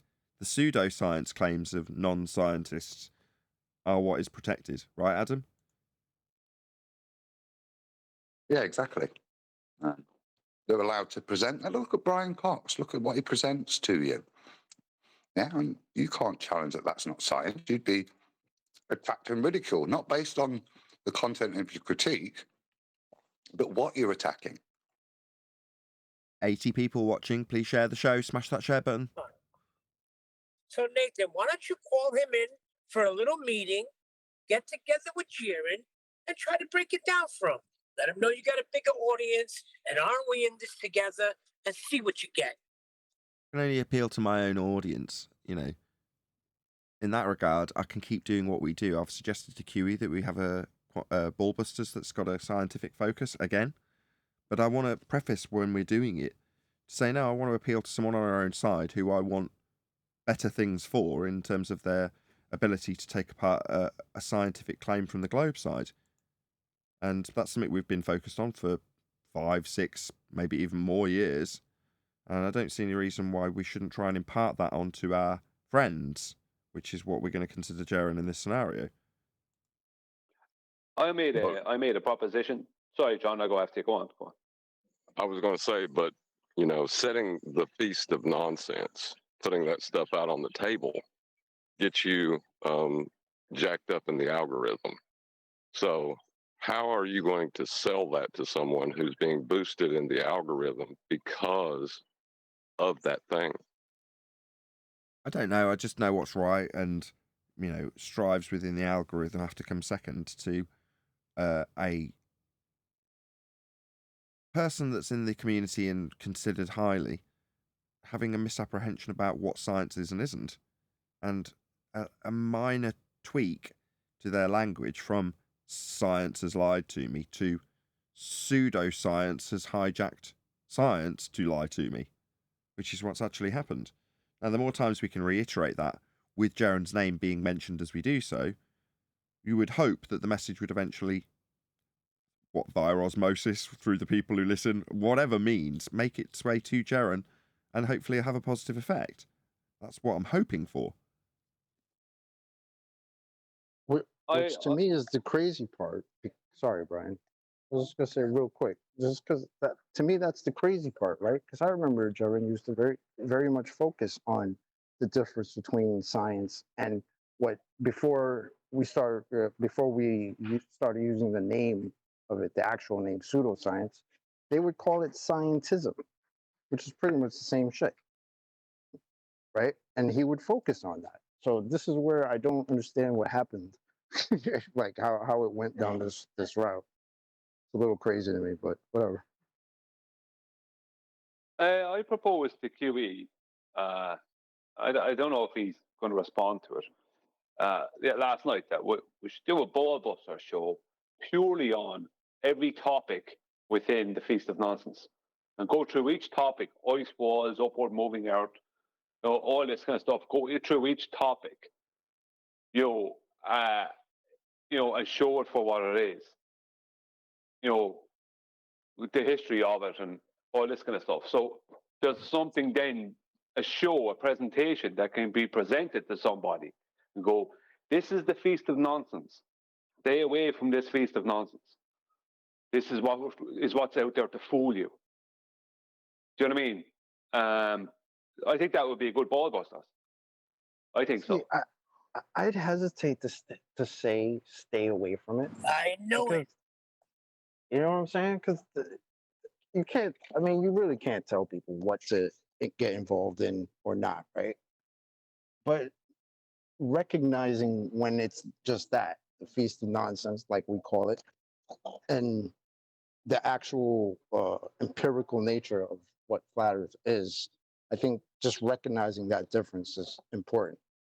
But I wouldn't tell somebody to stay away from, whatever they want to get into, mountains or melted buildings and upward. Well, that's something else I was going to mention, because it is negative, right? What you're saying is you don't want to get into the nonsense that they spew. Fine. Well, I do. I mean, we are talking about the nature of our world, and when people postulate things about Antiquitech or stuff like that, well, we are going to still want to pull it apart. That's what we do here. But I want to do that in a way that the person who's having it done doesn't suddenly turn around and call us scammers or tell their audience to unsubscribe from us, and vice versa. In other words, where our opponents claim illegitimately to be having a cordial discussion, I want to have that actually in effect when we disagree with other people on our own side, where we can genuinely cross-promote within the tiny little pond that we find ourselves in, rather than pulling ourselves apart. Now, this is the main criticism that I get whenever we're critical of someone like Jaron, for example. I've seen his quote go by in the chat. I don't know if it's still on there. I'll bring it up and see if it's still there by the person who quoted him. You don't think Adam was cordial the other day? You don't think Chewie was cordial with Rachel the other day? I thought they were. That's not what I mean. What I mean is, at the end of that process, I just quote Jaron, I told Nathan, science doesn't prove anything, end quote. Right, we want to change that attitude by disseminating the facts of how science does prove things, and therefore why it's been used in name only to claim they've got proof of things they haven't got scientific evidence for, when they just say science, making it by definition pseudoscience, a claim where the scientific method's not been applied to something suggested as science. That's what pseudoscience is. So, like I say, this is a very subtle change that Jaron would have to make. But upon doing so, he then highlights and exposes the lack of science in people's claims of science, rather than throwing the baby out with the bathwater. Anyway, I've kind of lost track. My point about the Ballbuster show involving the Feast of Nonsense is not to name names. Don't point fingers and name names, because then all you're doing is creating a division. Just point out, just go through each topic and point out why it's ridiculous. Like the debunkings of it, or these kind of things, why it's ridiculous, and why this stuff is dangerous, and how it doesn't help us. Michael Finmorley was brought up the other day by that guy Johnny. Or if you don't want to offend people off right, you could just say, well, we could talk about what evidence there is for it and what evidence there isn't for it, right? Instead of just saying why it's just ridiculous, because there are people that want to get into it and just saying offhand it's ridiculous. Yeah, but that's what we're going to be also presenting. Why? Yeah, but when we present the topic, let's just say we go to ice wall, right, and we talk about the ice wall. We can't say that there isn't an ice wall, but we need to go through why it's ridiculous to make that as a claim and where that puts you, what position it puts you in the if you're against an anti-flat earther, or if you're dealing with someone of the general public, and how they can put you in a position where you end up having to try to prove something that you are not in a position to prove. Things like that. It's like, show why it's troublesome. Show why why something is troublesome, or why it's ridiculous, or why it's not a good claim to make. That's what the Feast of Nonsense is. It just leads you into a heap of rubbish. So everybody, you just want to teach people how to debate properly. No, it's not all about debate. It's not all about debate. It's about pointing out why these things are bad debating points, or why something is ridiculous. Or why something is debunked. Why there isn't. Like, go through each topic. It's like if we keep on saying the Feast of Nonsense, then we're not defining what those things are. We need to group all those things together and do a whole Ballbusters hosted by QE presentation on each one of those things, what they are, and why they are troublesome either to the argument or they're just purely ridiculous because they don't help us publicly. They don't help anything. You know, it's a great idea. History.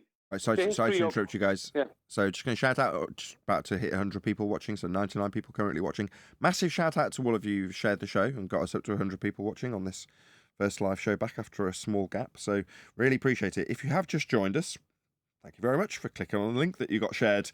Please do the same and share the show out on Facebook and Twitter. So yeah, big shout out to all of you who've just joined us. Please share the show. Okay, with that in mind, in the same way that we do this for Globers, and it was nice to do it in a positive manner on the last show for Mitchell from Australia, the same applies when I'm talking about Jaren, in the respect that we tend to condemn each other rather than, as we're doing now for Dave McKeegan, who is technically the enemy, promoting his stuff. You know, I'm sticking a link to his YouTube channel and his video and suggesting that people go and help him in the algorithm by commenting on his video and saying, at Nathan Oakley 1980 sent me, which is only something positive in terms of Dave McKeegan's view count and whatever, you know. Why isn't it letting me paste? Sorry, I'm just figuring out why it won't let me paste this link. Let's just try that once more. Highlighting it. Anyway, so yeah, let Dave McKeegan know at Nathan Oakley 1980 sent me. Hopefully, if I can get this link to ever work. I don't know why I'm having an issue copying it. It says it's copied to the clipboard. Doesn't seem to let me want to do it. Maybe if someone from the moderator team can check me out, moderator team can link it. Let's just try it. Ah, there we go, paste. So there's a link going by to Dave McKeegan's video. And as I just said, if you can let him know, at Nathan Oakley 1980 sent me, and just make him aware that we've responded to his video about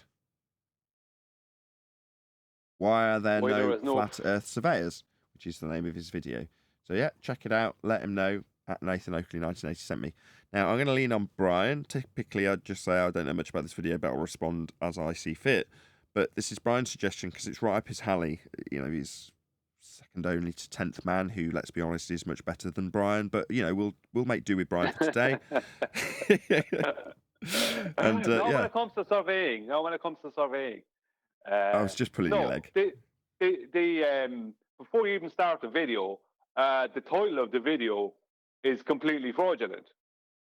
Because I've spoken with several people who are surveyors and provably surveyors, and I can name two people who are well-known people, which is Chris Van Matry and Rodney B, who were surveyors. Who are I think Chris Van Matry is retired, but Rodney B is still working, and they were in around the circuit for years.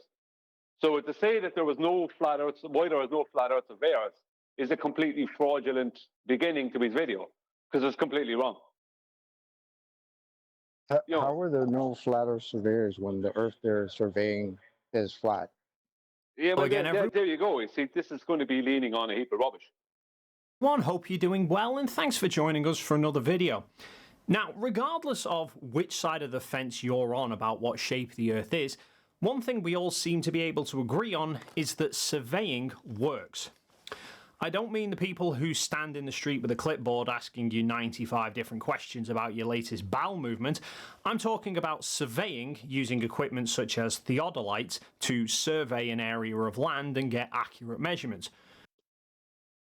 Hey, Brian. So you already began with a false dichotomy about regardless of what side you rest on, there's only one shape claim, and that's the globe claim. Yeah, there is no flat. Flat's not a shape. Exactly. Flat is not a shape. But what I would say to you straight away from what he said is that this is something that we've seen for years with the borders. they'll start detailing a discipline and talk about how it works, and then they try to hijack it because this is a discipline that's used in reality. Then they try to hijack it and say, "Hey, it praise the globe," when it never does. That's how they start off. They're affirming the consequent. Tell you something that works. Hey, you know why that works? Because we're on a globe. Yep. It only Which can works then be if we're on a globe. It used works, in things therefore we're like on a globe. engineering projects. Now, if engineering surveying wasn't accurate, then big engineering projects would quickly go very wrong. And in a recent video, I'd shown an excerpt from a surveying training website called Learn CST, which was run by the National Society of Professional Surveyors in America. And the webpage in question was called Curvature Definitions for Land Surveyors. Okay. This should be interesting. And I And tell the you last what, definition on definitions. yeah, It's a rate of change. yeah, exactly. It's a rate of slope. That's what curvature is defined as in surveying. that Because there's page going was to be explaining curvature. how It just land doesn't- surveyors include 6 centimetres of correction per 1 kilometre of measured distance to account for the curvature of the Earth. Obviously, that is something No. they wouldn't have to do if the Earth was flat. Right, that's brilliant. Now, what tools did he use to do this with, and where is the evidence to do this? And in the video, I also included a demonstration that someone had done using a theodolite across a lake to show that the lake itself follows the curve of Earth. No, what they're showing. Jesse The what of the what? Hold on. What he's showing is a theodolite with a dip to the horizon, and then claiming that that's the curve of the Earth. Now, we've had this thrashed out with other surveyors. Who was the guy that we covered this with in 2018, Adam? Jesse Kozlowski. Jesse Kozlowski. Course. No, this is a dip to the horizon. It's a perspective view. That's what we're seeing. Well, you're above the horizon. No, but Sorry, what's his claim? In relation to the horizon? Yes. Ouch. So Yeah. what's the horizon then? In his claim, it's got to be Let's a... firm up his claim, what he's claiming here, because we don't need to go any further if his points of reference are through to the horizon, which he states is the leading edge of a ball. Yeah, well, that's the first problem. Second problem is it's sea level, the horizon sea level. So if you are standing with and your eye height above the water is 6 feet, then you're 6 feet above the horizon. Do you know what I mean? Yes. That's why it's calculated in celestial navigation as a vertical height difference above the water underneath the boat. Precisely. Dip correction. That's the first place I'd go to. So this is a dip assertion. Well, yeah, he's above the deck with his theodolite. Okay, so what? You're talking about a perspective view and the dip between you and the deck. That's not Earth curve. But what are you saying? Excuse me, this is where we move on to Adam's point. What are you saying? You're saying that the horizon represents a physical geometric sphere edge? Black Swan. If the Earth was a sphere with a radius of 3959 miles, then every distance to that horizon could be no more than 1.2 times the square root of the observer's height in feet, as dictated by your Earth curve geometry. The distance to horizon in the Black Swan shows it's beyond those limitations, therefore Earth's not a sphere, and the horizon's not Earth curve. I even had a professional... Sorry. Go on, So I Brian. can't see the video. But I know the only people that claim to be surveyors that brought out these kind of stupid videos or images were people who were just on the anti-flat earther side. And most of them, with the exception of Jesse Kozlowski, the rest of them were never able to prove they were surveyors. Surveyor comment on that video to confirm that they do correct for Earth curvature. Despite all of that, though, there are still... That's the standard. A comment on a YouTube video. You having me on? His assertion is that you're correcting essentially 8 inches per mile squared. Okay. Well, let's see it. You're telling me that theodolite view is what represents the geometric limitation at 1.2 times the square root of the observer's height in feet, and Earth curve at 8 inches per the mile squared dropping away from your position? Well, that's a surveyed drop. I want to see it bloody surveyed. I don't see a YouTube comment. That's the standard. Flat earthers that say... It's the wrong tool. They were called out. It's the wrong tool. If they were going to be measuring a change in elevation, which is what curvature has to be, then they must be using auto levels. Theodolites measure angles, vertical and azimuth. They don't measure Earth curve or Earth changes in the Earth's elevation based off of sea level. That is what's known as rise over run, which uses horizontal distances between parallel verticals.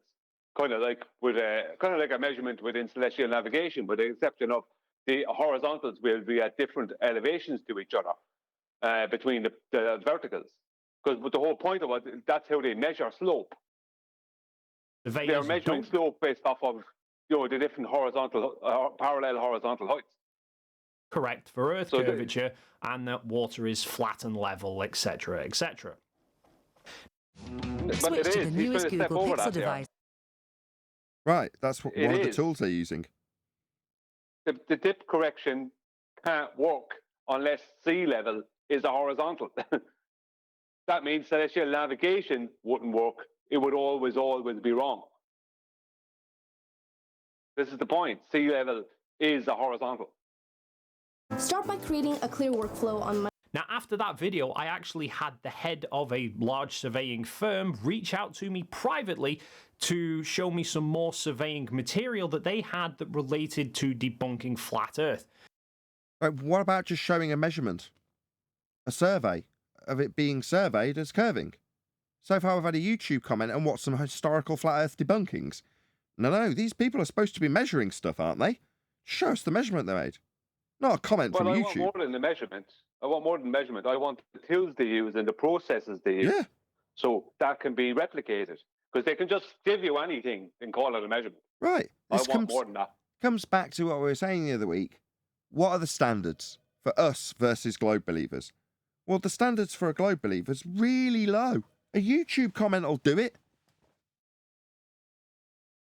And it comes from a book called Surveying for Engineers. Sorry, someone's at my door. Can you take over, Brian? Yeah, I will do. Yeah. But this is just the same nonsense. Like, who is this surveyor that supposedly reached out to him? Who is this guy? Will this guy publicly be named? Can I contact this guy? Can he go through the process with me? Is it possible for me to go to where he is and go out with him and he use his tools and show me how he's measuring curvature? Is he willing to do that? How is he going to get over a water level? Is he going to deal with that? Do you know what I mean? Does he agree that horizontal exists? Because if he believes he's on a globe, horizontals can't exist. And you certainly can't. You can have a tangent plane, but you can't need a baseline. It's going to need a baseline, and in this case, is sea level for elevation profiles. That is. Yeah, but if we're on a globe, he must use tangent planes, and that means you can only use one vertical. And it's not even a vertical because the tangent plane is not a horizontal, because there's no reference for horizontal on a globe. Right. Well, we'll see. In reality, we have the horizon. So far as referencing his sources, we'll see how much actual meat he puts on the bone. Let's have a look. So I went and bought myself a copy. It's nearly 600 pages long, and it is almost as brilliant for learning as Brilliant.org. Brilliant has hundreds of classes covering continuous, very relaxed you. They've recently intrigued /data. Like I said, this is Surveying for Engineering, which is about 600 pages. We got that the first time. Okay, we know how many pages the book's got. Pages that looks at, well, I'll just quote the back of the book. Why don't you tell us the methodology and measurements that have come from it for a globe Earth with a curvature at the stated measurements you gave earlier, rather than telling us what's on the outside of the book? The text covers engineering surveying up to the end of most second-year degree courses in civil engineering, building and construction. Who cares? Just show us globe Earth measurements. And is suitable for BTEC courses from level 3. Again, who cares? We're interested in how it says they're measuring Earth as a sphere. It's written by John Urin and Bill Price. Now, John Urin is a senior lecturer and currently deputy head at the university associated with land in 1985. This is the third edition. The edition is intended as an update to keep up with new equipment and new practices. My God! And has he got so little substance in respect to Earth being measured spherical that he's got to go through this fluff for a straight minute? Everything. Yes. From understanding how to set up the equipment, how to use it. Whoa. Understanding how to set up the equipment, slide, up for a second, up. Whoa. You're going to need to slow down there, Sunshine. You're going to need to go through what's being done, the tools being used, not just flash them up on screen for a second. What's all this? You need to detail what's going on. Is it how to interpret the data? Oh, that slide looked interesting. See if I can pause on that one. Intended as an update to keep up with new equipment and new practices. And it covers everything from understanding how to set up the equipment, how to use it. Oh, what we got here? This looks interesting. Let's blow this up nice and large so we can have a little goosey. This looks like angle measurements off a flat plane. Anybody see this from the G+ panel? What we got here? No. Can no one see what's on screen from the G+ Hangout in the live stream? If you go and pick up the live stream, I'm prepared to wait. I gotta go to YouTube. Let's not break I the see it on momentum YouTube, with Nathan. mumbling. Can you go to the live Yeah, stream? they're using a baseline. This is going to require a flat Earth. I'm going to get up. It's too small for me to see on my little screen. I'm going to go up to the projector and just have a closer look. Can you chat amongst yourselves just for 10 seconds while I have a closer look? Yeah, absolutely. I Yeah, would he's point using a out that in baseline, isn't he? engineering. Go on, George. Oh, I go then. No, it's depicting a horizontal plane and then the elevations from it. That's how it's done. Yeah, But it because requires a flat plane, though. yeah, because it's all elevations are vertical heights above mean sea level. The mean sea level must be horizontal because all verticals have to be parallel to do elevation. Because that's what like rise over run is. It's a vertical height differences across horizontal. It's just a breaking up of the horizontal. You know, all He's proving horizontals our will point. be parallel to each other. Yeah, if you're going to use a theodolite, you're going to need to get that sucker level, you know? Exactly, and the same with auto levels have to be. You know, what I mean, the whole point of an auto level is so it's level, horizontal. It creates the horizontal. That's what you need, because that's what rise over run is. It's a change in elevation, differential leveling as well. Same thing, part of rise over run. You know, where you have a person in the middle with a totally leveled auto level, and you have a person with a measuring rod of one behind them and in front of them. He takes a measurement of the person in front of him and does a 180 and does the same for the person behind him. And they move along. They move along then from there, and you know it allows them to get a measurement of elevation. Do you know what I mean over a patch of land? You know what I mean? So if there whatever hills or valleys or whatever or is in that, you know, that's how they measure it. You know, it's all based on slopes after that. What I'm looking at on screen now is a flat Earth. A to B. That line is not curving. That's a flat baseline. So this slide that Dave McKeegan had up for a fraction of a second, this is proof of a flat Earth and how it's being measured, Dave. Why did you not focus on this slide for a prolonged period? Did you think the back of the book was more important than this that was only on screen for a fraction of a second? This proves Earth's flat, and how it's being measured is by way of a flat baseline, as depicted from A to B in both diagrams. Yeah, Well, because that's they have pretty to. consistent with his last video where he was talking all about how a flat, perfect baseline is used. So that's pretty consistent. Thanks, Dave. Well, if you're measuring elevation changes, then you're measuring a horizontal distance between two vertical heights, right? That's what you're doing. You always have to use, so all the horizontals, although they might be at different elevations to each other, they're still all parallel to each other. So you have to use a horizontal. There's no way to do it. There's no other way. That's how you do it. And if you're talking about, and that would be used for a roadway, a rail line, for piping, anything like that. It has to be done that way. Then if you're talking about using a theodolite, if you're talking about angles that are in the horizontal, that are azimuth, that's a horizontal angle measurement, if you understand what I mean, because you're measuring azimuth. Couple of quick shout outs. So Shout that- out to, one second. Well- Shout out to Thea Megawerty. He says, the ground below you is below you, therefore globe. Yeah, right on.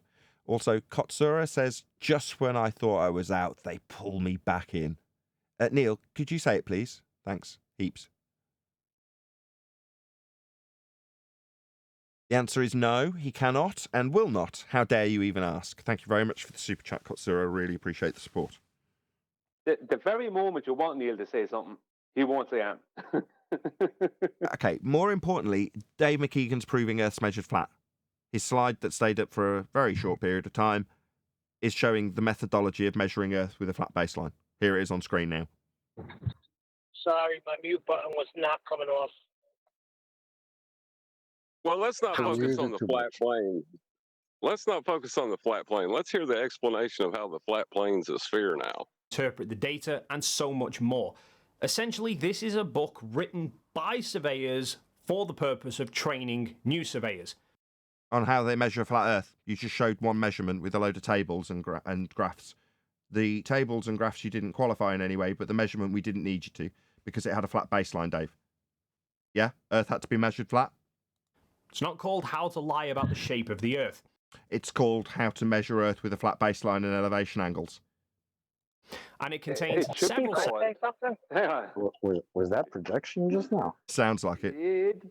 The book should be called How to Lie About the Shape of the Earth, because if they're claiming they're measuring curvature in that book and they're not, which they're not, then it is a lie.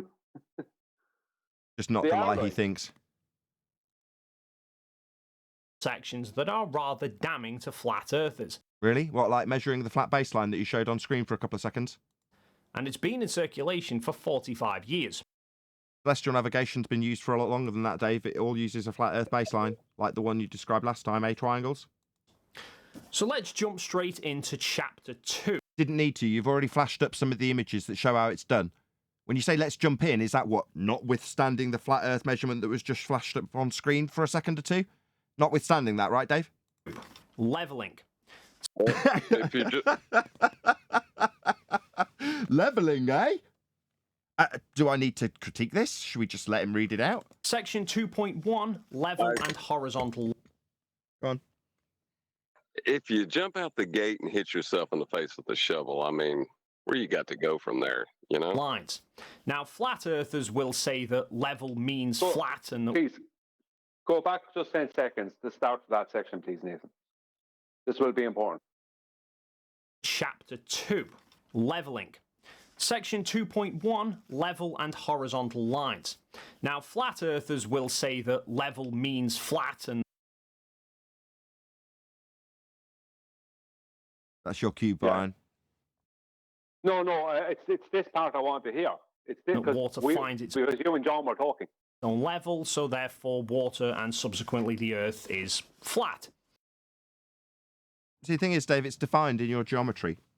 You have a begging the question proof of nothing calculator for your earth curve. And that calculator defines what level is. Surface level. It's part of your geometry. Yeah? In Euclidean terms, it has to be defined in order for you to derive an earth curve below that surface level. Now, you're saying flat earthers say that level means level. No, your earth curve geometry also says level is level. It's very clearly labelled in all of your earth curve geometries. Now, that surface level in earth curve geometry is very much a horizontal, straight, flat line. Now, if you're about to tell me how level isn't level, then you better get on to Mick West and Walter Bislin and the people who produce things like the Metabunk curve calculator, because they have to define in their geometry what level means. And it's horizontal, flat in your globe earth geometry. Now, if you're going to be a bonehead and tell us that that's not the case, you're going to have a big problem. Now, quote, the term level line and horizontal line are used frequently in leveling and Shocking. need to be carefully defined. A level line or surface is defined as a line along which all points are the same height. Okay. So no drop if they're all the same height, meaning level. Okay. Because the Earth is curved, level lines are also curved. That's a contradiction in terms. To say that they aren't differing in height level also means curve when curve specifically does not mean equal in height. This is a contradiction in terms. This tells me that Dave is too stupid to recognise a contradiction in terms. As shown in figure 2.1. You see how this isn't the same height as this? Yeah? That would contradict the first half of the definition, read out by you, where they are of the same height. Now, riddle me this, clown shoes. Are these the same height? Because if they're not, it contradicts the first part of the definition of level. This would also infer that the geometry in earth curve mathematics that also has level defined as horizontal and flat is wrong. Because according to you, the very flat and level surface level in earth curve geometry shouldn't be flat and in fact should be bent. When bending, it would mean that one part is of a different height to another, contradicting the first half of your contradiction in terms definition. You complete clown. Well, also, level has to be a horizontal plane that you're standing on and at your eye level, because for the depression angles he's getting ready to assert, he needs a horizontal baseline and an angle to the surface. So he's going to need two flat planes there. That he can't curve level because it's his eye level that he's going to take that angle from. A horizontal line is one which is normal to the direction of gravity at a particular point, such as P in figure 2.2. He's just invoked a tangent point underneath his feet, and he's calling it a horizontal, yet he'll invoke another one across an arc and call that horizontal as well. That means none of them are horizontal, because none of them can be referenced to anything. There's no reference for horizontal within his claim. He just said horizontal bending. He just said horizontal's bending it. I'm just saying, he said horizontal is conforming to gravity. Yes. So horizontal must now be... No, that's not what he means. That's not what he means. I know, Brian, but that's we're not focused on what you mean. We're focused on what he's saying. Yeah, but what he's actually saying is not that. I'm trying to tell you what he's saying. But we could just give me a moment. Okay. What he's saying when he says it's to gravity, what he's talking about there is he's replacing the term vertical or zenith with gravity. The direction of gravity is down. So what he's saying is he's creating a perpendicular with a straight line that's going to a point on his globe, to the center of that globe, but where it meets the Earth, his Earth at that point, that's where the center of his tangent plane would be, and he's claiming that tangent plane is creates a perpendicular with that line. Gotcha. But when he makes the next line, that's also going to the center of his globe, and he's going to make another different horizontal, a different angle and degree to the original horizontal. Gotcha. So which one of them are horizontal? Gotcha. You understand? This is how they make the question. Tangent planes and Dingleberry Earth. Gotcha. Are therefore tangential to level lines at individual points. Sorry, tangential to level lines. Tangential to level lines. So are they tangential to the bent lines? Or are the tangents straight? Because if the tangents are level, aren't they also bent? Because according to this, a tangent can also be... Get the picture up. Where is it? To be kept. According to him, level, which a tangent would be, a straight line, can also be curved, according to him, because the Earth is curved, according to this contradictory statement that he's reading out as I keep him on mute. Well, if that's the case, then your tangent can also be like this, can't it, Dave? Yeah, your tangent, that can be bent, correct?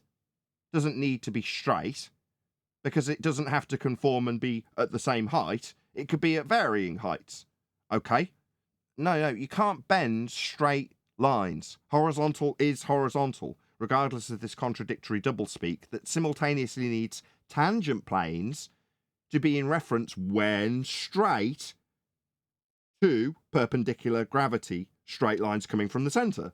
Well, that's still tangent planes. That's straight, flat surfaces on a presupposed ball. Whereas you're saying, no, level can be bent. Well, then why do you need tangent planes? If level can be bent, then you don't need a tangent plane. They can all just conform your angles to these curves because level doesn't have to be straight anymore. It's absolutely nonsensical how he's depicting this nonsense, because he's taking something that is fundamentally defined in geometry and saying it can be bent so that you can achieve that. Straight line to the centre of Earth with a tangent plane. No, we haven't got it. Where's the straight line coming from if straight doesn't mean straight anymore?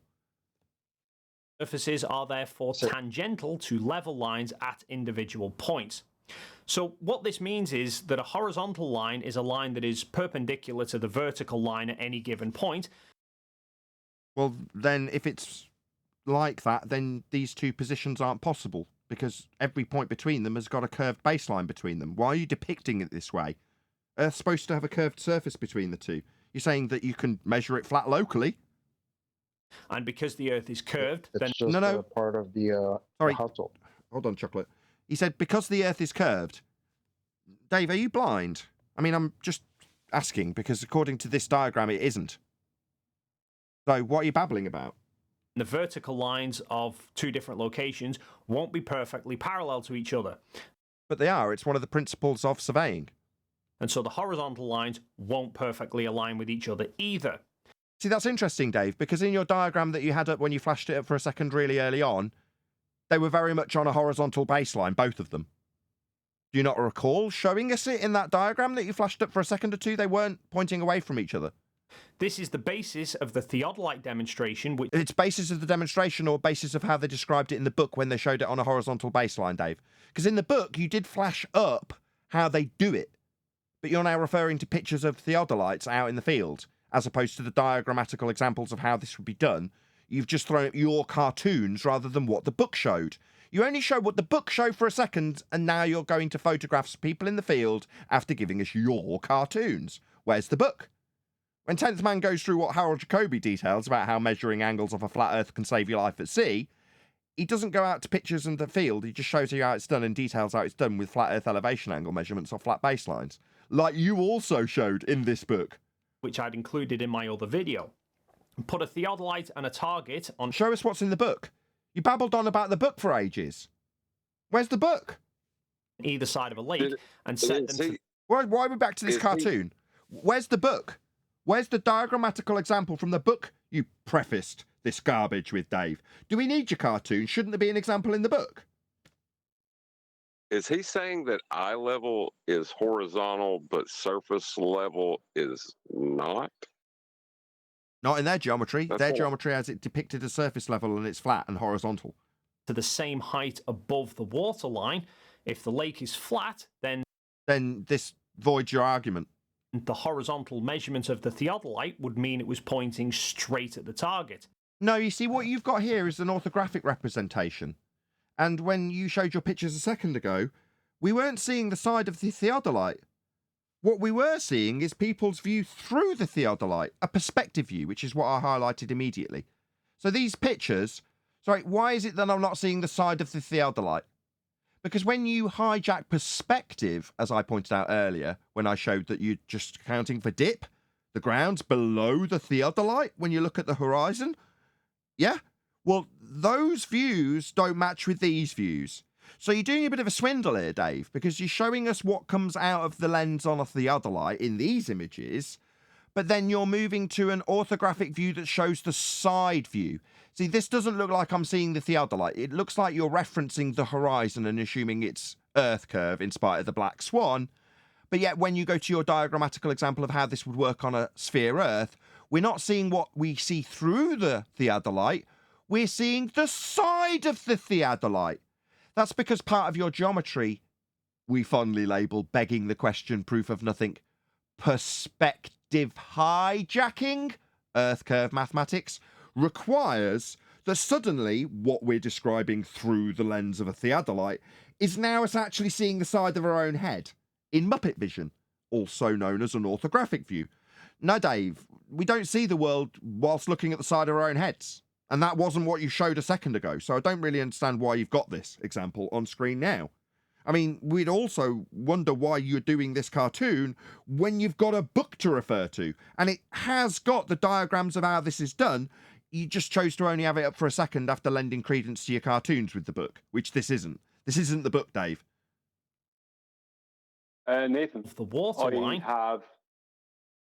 I have a set of orthographic binoculars to sell Dave if he's interested. They're going at a good price. All right, orthographic binoculars. You look through them and see the side of your own head, do you? Yeah, you see everything side on, yeah. If the lake is flat, then the horizontal measurement of the theodolite would...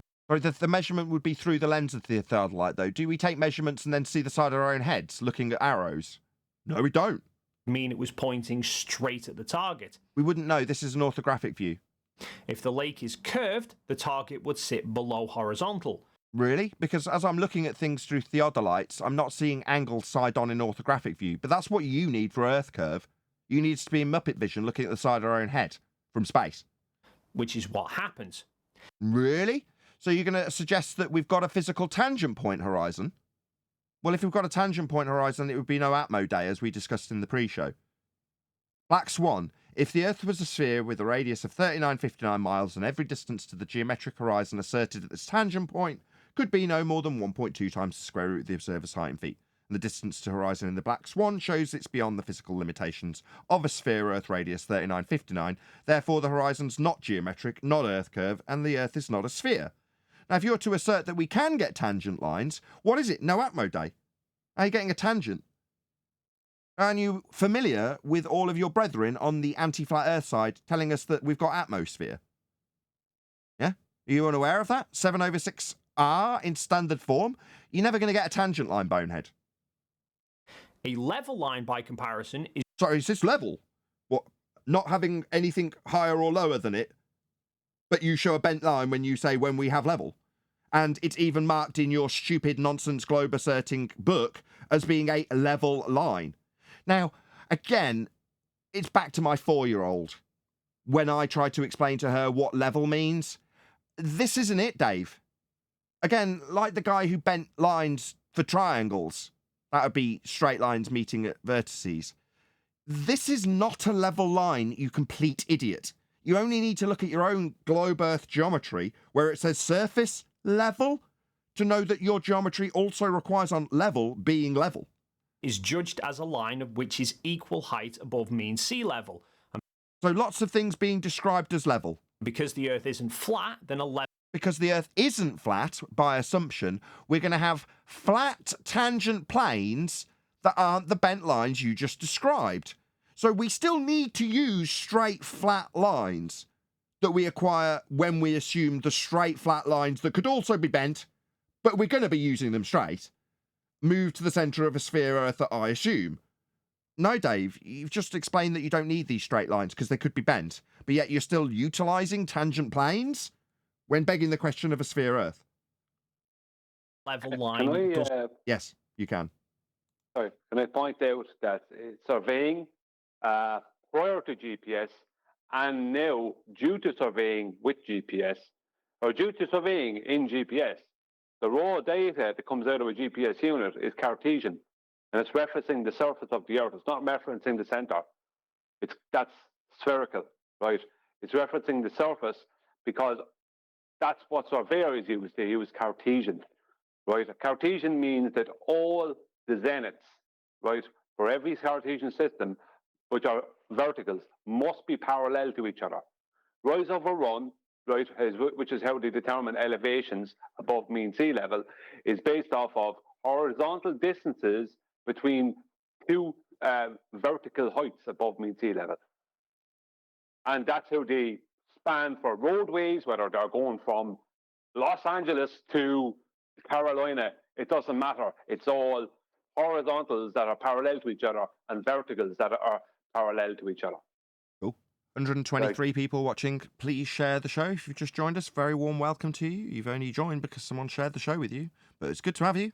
And please return the favour in kind by sharing the show. So smash that button, stick it on Facebook, stick it on Twitter, let people know. Shout it out your window if you don't have a share button available to you. Let them know. Flat Earth Debate is live. We'll stay so for a little while because I'm going to test the computer in a minute. We're only halfway through this video, so we'll do a little bit more, but then we may have to do this tomorrow. Doesn't match a horizontal line. The book then doesn't... Yeah, go ahead. Yeah. What Brian just said there, have you got a citation for that, right? Because As soon as you've got that, it destroys them, doesn't it? If they've got to be parallel, Yeah, it destroys them. Well, the citation I'm going to get a QE. I have to get a few for QE. But the one I showed there, I don't know if I can show it. I'd have to. Yes, please. Where is it handy? Yes, please. We'll chill. Yeah, I can. I'll chat with Adam while you dig it out. I get it from the Yes, QEs. please. 1 second. I'll come back. Yeah, go ahead. Yeah, what was it, Adam? Just so you can tell the audience what Brian's about to tell them before he tells them. Yeah, so what he mentioned there was talking about how surveying's done and that they're going to use parallel horizontals, so i.e. non-diverging zeniths, which if you're on a curved surface where down is generated by your orientation to the centre of a sphere, you will always have diverging zeniths. Right, but that's not how it's done.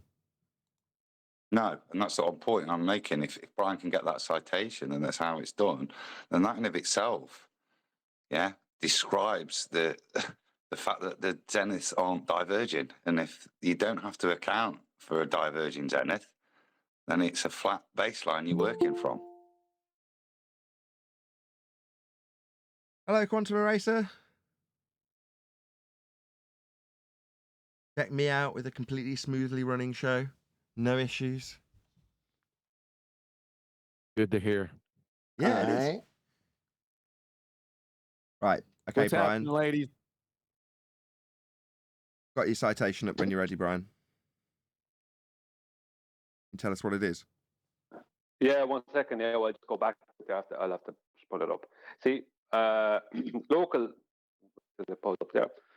So this is called local tangent plane coordinates, right? So let's make it big there so I can see it. Local tangent plane coordinates, LTP, sometimes named local vertical, local horizontal coordinates, LVLH, are a geographical coordinate system based on the local vertical direction and the Earth's axis of rotation, right? You can ignore that. It consists of 3 coordinates. One represents the position along the northern axis, one along the local eastern axis, and one represents the vertical position.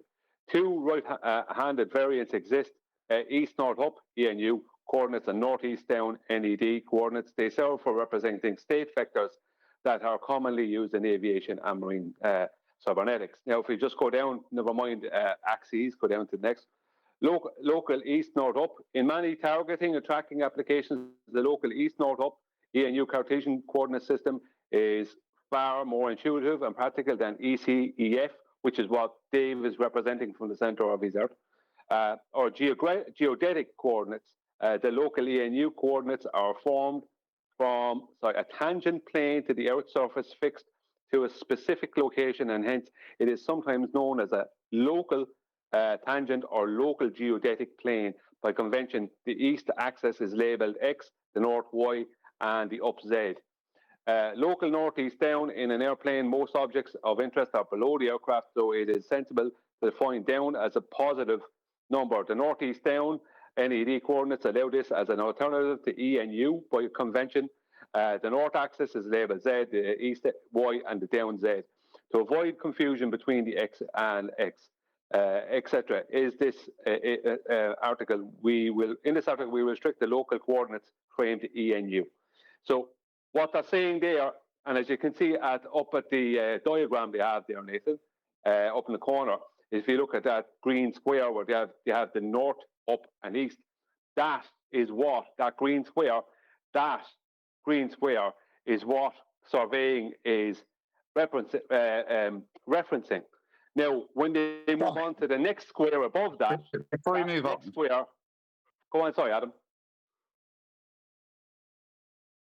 Adam, before you move, you made it. You're roboting, Adam. Yeah, Adam, you're roboting. Oh, he's ruining this for everyone, isn't he, Brian? Adam, you're roboting. Hold on, he's back. Go ahead, Adam. Yeah. Much better. Didn't break the flow at all. Glad of your input. Oh, I'm back. Okay, there okay. You go. Go ahead.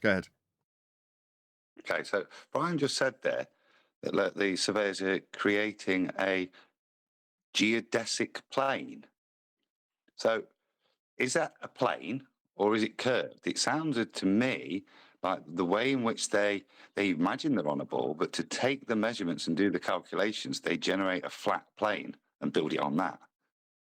That sounded like what was being kind of admitted at that point by the description of a geodesic plane, which is a flat Earth as far as by any other language. Geodetic, Adam. It's geodetic plane. Geodetic plane, sorry. Yeah, and in the diagram, what they're showing that green square, that's what they're talking about. But the problem they have is when they're surveying above, below, or to either side or either corner of that green square, there also has to be a green square that will fit exactly the same as that. It has exactly the same dimensions as that green square, and has to also be a flat plane.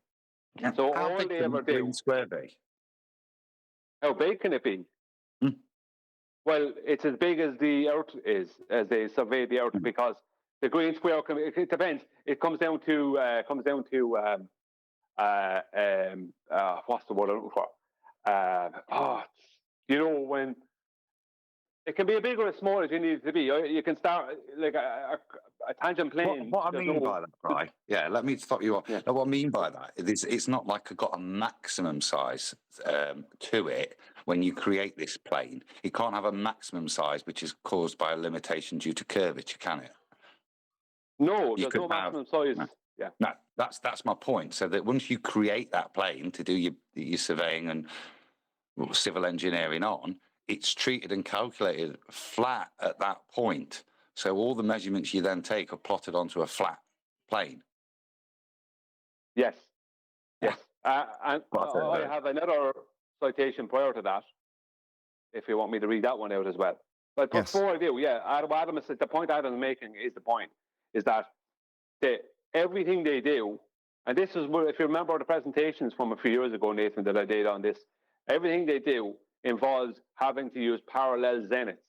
But then after they've done all our measurements, what they then do, now most surveyors don't do any of this. It's only crazy surveyors like Jesse Kozlowski, who are crazy globe maniacs.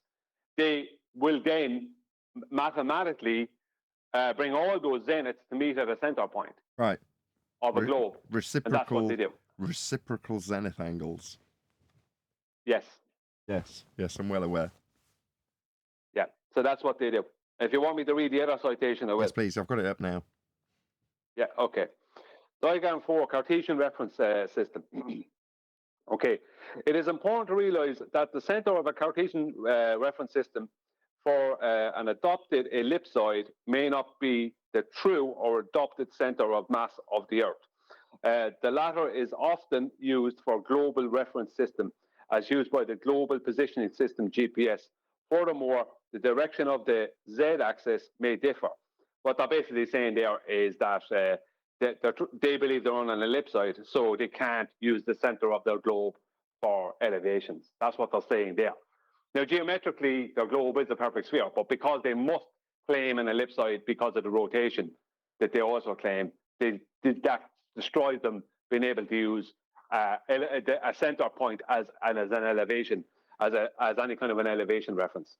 So that means mean sea level must be treated as a horizontal, but they're not adding that in. This has led to one of the major requirements of geodesy and surveying today, which is how to relate global to local referencing systems, so that positions in one may be expressed in terms of the other, and vice versa. What they're talking about there is going from parallel zeniths to diverging zeniths, right, mathematically. This issue is not dealt with here, except to state that it is necessary to move from the ellipsoidal system to the local Cartesian reference system before applying some translations in X, Y, Z, and possibly scale change and rotations around these axes, as well to move from the local system to global. The Cartesian reference system is particularly useful as calculations are simpler to perform, no knowledge of spherical geometry being required, which you would need if you have diverging zeniths. However, the relationships between positions on the Earth's surface are difficult to visualize in this system, and this is particularly important in navigation, for instance. The concept of height is also unclear. What they're talking about there at the end point is they're saying when we try to take reality and bend it into our globe belief, things become a bit difficult for people to understand. That's basically what they're saying. So there you go. Perfect. Sea level throughout the Earth, and the Z-axis is elevations above and below that mean sea level. And none of that would be curved, right? No, it can't be. They require Ah. parallel zeniths. Oh, well, that's curious, being that you said it came from OSI. So those guys apparently are using flat coordinate systems. But then we just reviewed a video with a guy who named it "Why There Are No Flat Earth Surveyors." That's a little weird. What did you say? Yeah, because they're all referencing a flat Earth. They just mathematically have to make it seem like they're not afterwards. That's all they're doing. You can't do it. That's why, as I said, that's what the questions I'd ask any of them is, okay, show me the tools you used, show me what you did, let's go through the processes. From A through to Z, let's do all the processes.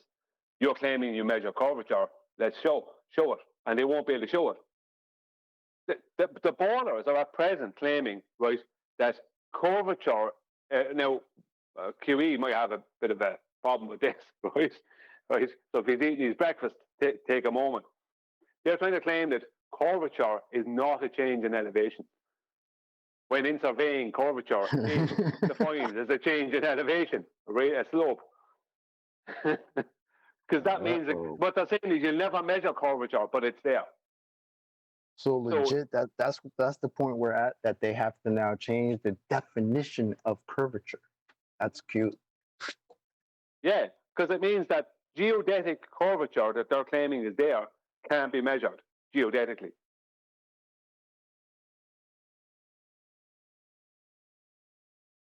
That's how you know it's there, isn't it? Because you can't measure it. Yep. Yeah.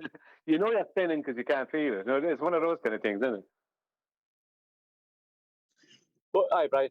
But they do. I mean, in surveying, they do take into account like curves in surveying, but like like on a curve, if you like a bend in a road would be a local level curve like a ball, but they do that. Is that what they're on? Is that what they're on about? But that's what. Yeah, like it's that actual curve. Yeah, if you Google what rise over run is in surveying, that'll tell you everything you need to know about how they would do that over the course of 100 miles of a motorway. Do you know what I mean? Or a road. How they would do that. It's all parallel verticals and horizontal distances between those verticals. The horizontals will be at different elevations to each other, but all verticals and all horizontals will be parallel. Do you know what I mean? This is the thing, like, but they want you to believe some other nonsense. They can't do it any other way. It can only be done one way. If you're using basic tools, that's the only way you can do it. And that is how they mapped out the Earth. That's why all the land masses are all correct. You know what I mean? Because they have surveyed everything, more or less. Absolutely every part of it. So they've surveyed it. But obviously on maps, they're showing that the world maps show them a bit messed up, and the seas are messed up in size because of globitis, but that's how they must do it. Rise over run tells you don't need that other than that. That'll tell you everything you need to know. These are the people measuring the Earth, and this is what they must do over large scale distances. Use the rise over run, which is rise is vertical height, run is horizontal distance. Rise over run. It gives them the slope rates. A 1/3 or whatever it is. Does rise over run have a calibration chart for distance to accommodate for the curvature and the adjustment of rise, or on? No, it can't. It can't because they're using verticals and horizontals, so it can't. Because they'd have to be. Yeah. So I'm on Fantasy Island, Brian, and on one side of the island, and I'm at sea level, right? Now, in relation to the other side of the island, what's its elevation height in relation to me on the other side of the island at sea level still? Is there a change in the X coordinate for my height above sea level? Because obviously, if I'm on top of the ball, stood on one side of the island, and I go to the other side, that other side of the island at sea level should be lower in a Cartesian representation. Is that portrayed Yeah, well, like it that? can't. No, you can't. You can't put Cartesian into that.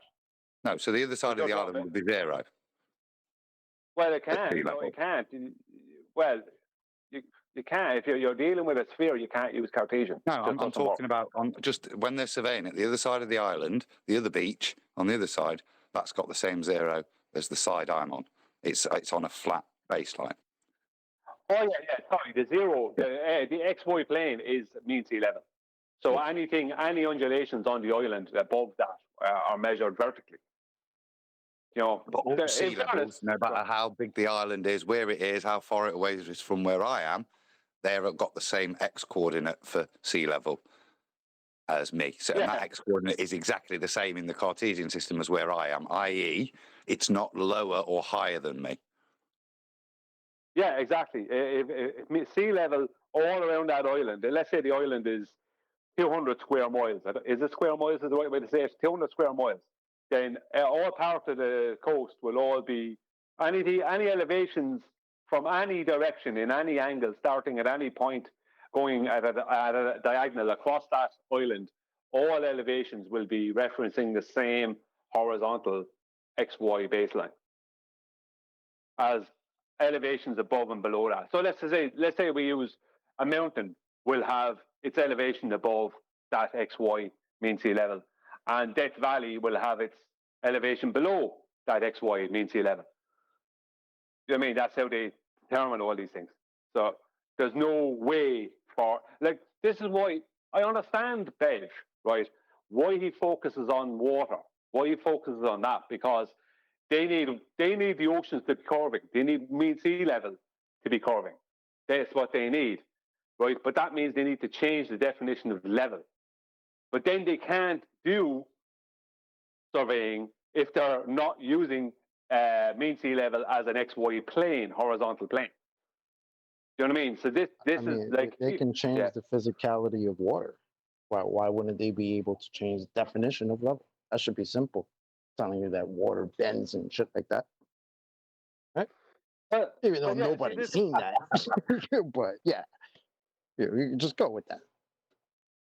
Well, this is the thing, you see. They must try and curve the oceans. Mean sea level, let's just say, rather than the oceans. Let's be specific. They must try and make mean sea level a sphere. An exact sphere is what they need to try and make it. And all elevations are taken from that mean sea level. So, but they're working off of, at the coastline of one country, that mean sea level, all elevations are taken from that exact coastline elevation. And the coastline of, let's say, South Britain and the coastline of France, they have the exact same 0 degree elevation. But they want you to believe that it's 0 degrees all along the curve of the water between those two locations, because it's all an equal distance from the center of their globe. This is how they must, but you couldn't do that. You can't get elevations off of that. It's not possible. You don't have a horizontal because there's no reference for horizontal. Which one is horizontal? You don't have a vertical because you don't have a horizontal. You know what I mean? You can make a right angle to a tangent plane, but you don't have perpendicular, because perpendicular is horizontal and vertical. That's perpendicular, not just any right angle. You can make a right angle on your floor. Do you know what I mean? When you're at your doorway, but that doesn't mean that doesn't make it a perpendicular. It has to be horizontal, which is a particular orientation, and vertical, which is a particular orientation. And one creates the other. You can't have a vertical without a horizontal. You can't have a horizontal without a vertical. As in, one creates the other automatically. And this is the thing. But what they're claiming as a curved mean sea level makes that impossible. And things like Cartesian coordinates, ordinate survey maps, the use of these coordinates when they're mapping everything, which they did in surveying, the use of these is impossible. You know what I mean? Like GPS is impossible, as we've referenced recently, because that's what GPS uses. GPS is not talking about when it's bringing you 100 miles from South Britain to North Britain. It's not talking about a curved Britain. It's talking about a completely flat plane. But they want to claim that where you are Adam, let's just say, let's say where you are now in Italy and where chocolate is now in Atlanta. They want to claim that that's the mean sea level between those 2 points is a curve. But it's impossible to do surveying with a curved mean sea level. It's a complete impossibility. Nice one, Bri. No worries. Just remember, they can't have horizontal. It doesn't exist. And in fairness to Bev, this is what he's worked on for years. In fairness to him, that is his main argument. Horizontal cannot, well, I won't say it's his main argument. I'll leave him say that himself. But the point is that horizontal cannot exist on our model. Level can't be horizontal, right? Because as soon as level is horizontal, it's over for the globe, right? We don't have no problem with Bev. It's only when he says we could do, you know what, with an angle. I know, problem I know. with There's certain and things his, that Bev says. I know there's certain things he says that, yeah, okay, we'd argue against. Right. I understand. But when it comes to just that basic thing where horizontal He's and great. level can't be different. Oh, yeah, because he's like, he nails them down. He's only interested in surveying what the people actually do in the real world to measure things, and that's all he works off of. And so he's worked on horizontal as level for years. Well, that's been his main argument. Horizontal and level are the same thing. And you said he worked on it. You said he worked on it for years. Well, not personally. If you know what I mean, that's his main argument against. That's what he uses against the globe all the time. Funny, I just looked at the two words. It took me about less than 30 seconds. Yeah, but it's not that he has a problem. It's not that he has a problem understanding it. It's that he uses that and that only as his main argument. He doesn't deal with any. He just walks straight off of that. And ballers are trying to prove that level is not horizontal for whatever 4 years, whatever that Bev's been around, and they can't do it. But level must be horizontal for the Earth curve mass for them to equivocate with reality. Yeah. This is the problem. You know what I mean? Level, surface level. No, John. Reds told us years ago, math is reality. So what they do is they have to measure the Earth flat with X, Y, Z coordinates on a Cartesian plane. Then what they do is they take those measurements and they put it over a sphere, and that's where they get the distortions. Yeah, because they have to make all the zeniths diverge. I mean, that checks out. That's the direct opposite of what they tell us, correct? That's the whole point Brian was trying to go for. That's what jumped off the page at me the other day. Yeah, like that was the same point I was making in my presentations, my surveying presentations years ago. They must beg the question. They must, after they've done all their measurements over using a horizontal plane with vertical heights above and below that, they then must cause all those verticals to diverge at a center point.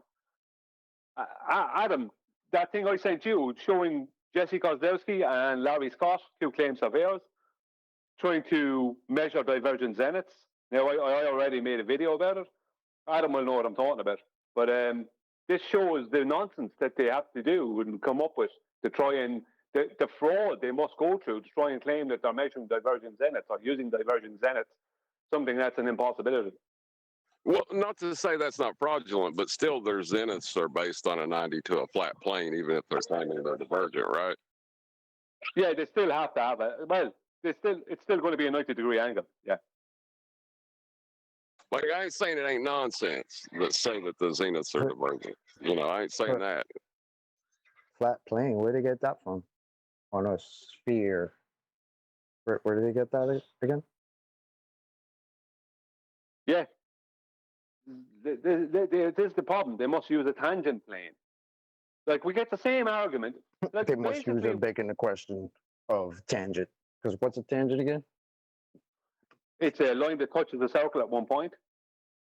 Oh, what's the circle that they're referring to when they talk about a tangent? Well, they're referring to a 360 circle made into a sphere, a globe Earth, radius 3959 miles. Oh, so just saying the word invokes sphere, like abracadabra. Nice. Yeah. Well, yeah. But if we look at the same exact things, or that, let's say, a lot of the same stuff that, like, say, the likes of Bev and that will be told concerning surveying, where people will try to use tangent planes. The same thing has been they tried with us with celestial navigation. I've only had it just in the past couple of days, where guys are trying to, sorry, not just a guy, loads of these guys are trying to claim a tangent plane to get your angle off in a boat. I said, but you can't do dip correction to a tangent plane. You're not referencing a mathematical tangent plane. You're referencing the surface of the Earth for your correction. So it sounds again like they're trying to get an angle to a sphere instead of the angle from the sphere. That's what it sounds like to me. That's what they always do. Well, see, this is a problem, though, because if they're saying level is not horizontal, then you're flipping your baseline and you're using your eye level as horizontal to get the angle to the horizon. They call it a depression angle. And that's how you calculate Earth curve math. If you're saying level is curving, then you have the curved adjacent problem again. You can't have that. You can't have that. You can't have a curved horizontal. It's a married bachelor. Curvature is the rate of change of slope, and horizontal has slope of 0. For God's sake. Let's go back to 3rd grade geometry. Next introduction. But no, that is what they're doing. They're literally taking the basics of geometry. So even everything they claim, if you look at their spherical geometry, all it is Euclidean from a center point. That's all it is. They like, I have yet for any one of these guys, because I don't deal with them through audio these days, but I'm always, and this is something I've always done since the past 8 years I've been in this, I'm always commenting to them on YouTube, and they comment back. And I have yet, in all these years, found one of them that could actually detail how a spherical, what they would claim to be a spherical triangle is measured. None of them know how it's measured, because it's not. You can't measure a spherical triangle. The triangles don't have more than 180 degrees. Can't do that. You know what I mean? But what you can do is mathematically, using Euclidean geometry, you can create the appearance of non-Euclidean geometry if you use the center point as a sphere. Go on, Chocolate. Oh, I stepped on you. Sorry.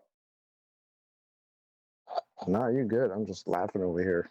It's just ridiculous. But yeah, I mean, what was it that Bev used to call it, magicometry or something like that some years ago? Because that's what it is. It's just crazy. They come up with this crazy nonsense that doesn't exist. Imaginometry, that's it. It was great. Imaginometry. I mean, hats off to them for that. Like that says it. It just nails it, because it's stuff they're making up.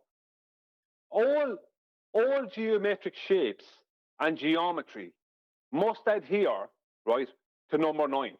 It must do. Now, I'm not going to go into that right now, but just the number 9, it all comes back to 9. So any of their geometry, so they're claiming a triangle with more than 180 degrees or less than 180 degrees, because they say you can have either with their spherical geometry, right? With their non-Euclidean geometry, then none of that is going to come to 9. And if it does, it's only by pure accident, the odd time. Whereas it has to come to 9 every time.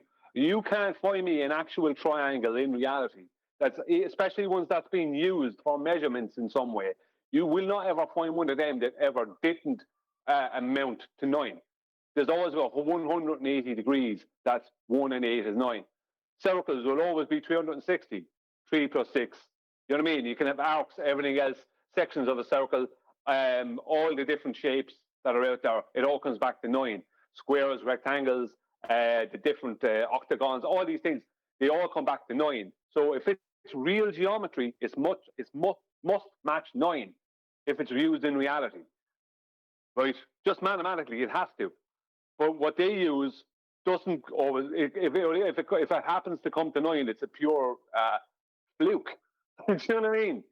Like, and they're trying to claim this is what real geometry is. So what is the other geometry that we all use for everything? You know, if what they're claiming as non-Euclidean geometry, which is complete nonsense, doesn't exist, Because neither does, this is another thing, Euclidean geometry doesn't exist. Geometry exists. And you either do it the right way or the wrong way. You know, a triangle, a triangle more than 180 degrees or less than 180 degrees is not a triangle. It's that simple.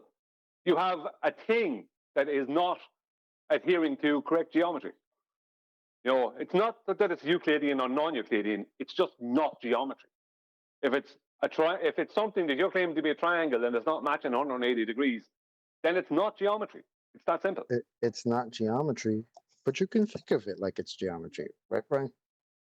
Yeah, it's drawing. Let's be honest, right? Art class. Drawing at that point. Yeah, you're just drawing something. Doodle. Well, what if I create a quadrant-based three-dimensional cube and use one corner of that cube as the center of my sphere and use a consistent R value out from that central point and use the cube to define my angles so that the intersection point between the radius value and the projected angle from the center where they intersect, that's an angle. Yeah, everyone followed that. Yeah. I think I know what you're talking about, putting a sphere inside a cube, John. Well, it's just a quadrant of it, like an eighth of it. Well, you're still going to need to use the cube, you see. Funny enough, that's something people claim to be seeing in the skies lately. A sphere inside of a cube. Anyway, that's off topic. Crazy things that people are thinking they're seeing. Well, Oh yeah, I've just seen a there's video. some non-geometry. Sorry. Just saying, I just seen a video where they said that they've been doing autopsies on aliens. Or you don't know they're having congressional hearings again on all of that? Yeah. I thought you were going to say autopsies on Yumis. They need to. It's funny, I got a video of me giving a dragon a colonoscopy. Anything from the Yumis? They've gone away. I still can't get over Saturday. Right from Jump Street. And I didn't know that was that Brian Leakey guy. That dude, I think Winston's got him brainwashed. Don't worry about that. We're on Yumis. Yeah, you don't want me to go to Coriolis so bad. What's a Yumi? John, you don't want me to go to the Coriolis effect. Hold on. Wait a second. They all are going to they're all going to lump into one anyway. We said that. What is it? Amalgamate? No, there's got to be just go quietly, or you could come out and say, "Okay, I was wrong," and then we'll move on. Go quietly into the sunset. Stop! You didn't want to go to Coriolis because Rachie had you by the balls. I listened back and I heard Nathan's live show last night. There was a portion of it, and the portion where I was speaking to Rachie was on it. And in fairness, I actually overtalked the hell out of her. I was like, wow, I really overtalked her. So yeah, but she deserved it. That was Brian. on me. She did that. She did that to Adam, and she did that to no, just Adam. Oh, you overtalked her more than she overtalked you. I gotta listen again. I did. I overtalked her. It's kind of irrelevant. The overtalking was because she was strong misrepresenting the position to move on. That's why I kept butting in. We were being quite clear and quite concise and asking very specific questions. Never once did we get an answer. We went on to things like, yeah, well, that's example is Coriolis and things like that. But we never really got her to even admit the truth. Well, that's because she demolished you with the breeze. Hilarious. Did you hear that? Yeah. She cites a balloon going forward in a car and then says, yeah, but you can't feel it on the back of your neck. So that's it then. You know, it was ludicrous. And what was presented by them. What? Yeah, it was brilliant, Brian. They cite that one, chocolate. It was just desperate waffle, which I hope is what was demonstrated to the listeners. Yeah. Whether we were over talking a bit or not, I think it was a bit on both sides because it was wasn't aggressive, but it was heated debate. But to me, I thought it was quite telling, the lack of response, the inability to answer, and the desire to straw man and go to things like I said, like No, drawing I the think you missed it. correlates. I'm sorry, I think you missed it. She did concede.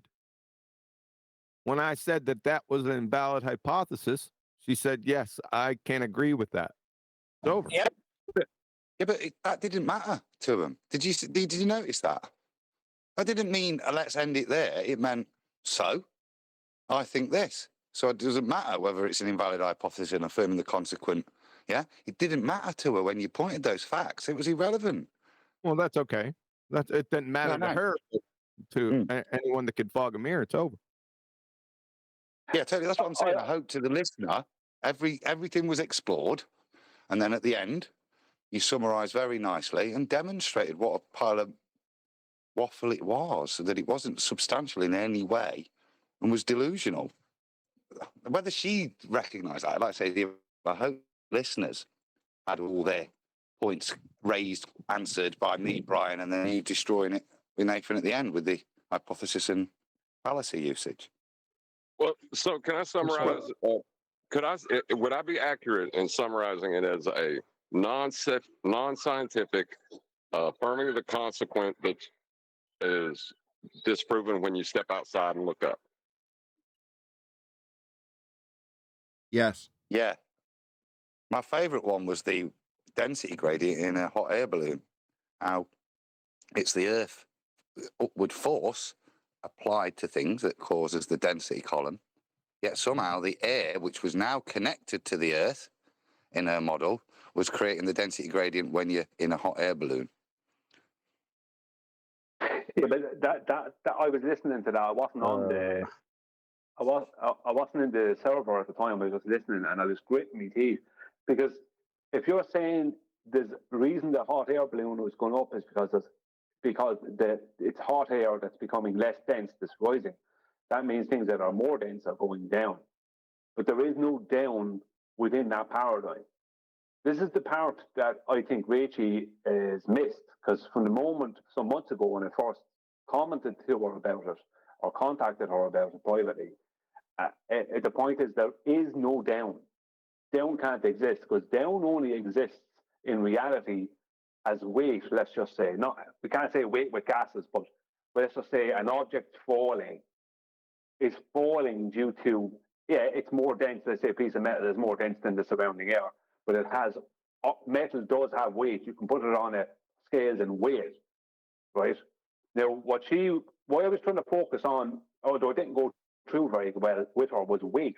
It's like weight cannot exist. And she was talking about how, no, you have more inertia than me because you have more mass than me, so that's why you weigh more. But no, inertia, how can you have inertia, which is a resistance to acceleration, without having weight?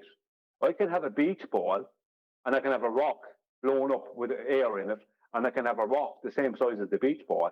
Now, the rock will have more inertia, and it can also be described by somebody who wants to use the term mass as having more mass. But the reason that it is resisting acceleration is because of its weight. Because they want to... Rachie is... without attacking her personally, what I see her as her failing is she's invoking weight while also having to deny it. You can't deny weight and invoke it with inertia. So you're saying the subpoints to the overall mother fallacy are nonsensical? Yeah, they are. They're just shocking surprise. Yeah. I'm telling you what, man, when I go outside and them clouds are coming down at me at 9.8 meters per second, I get worried. Duck and cover, baby. Duck and cover, Duck baby. and cover.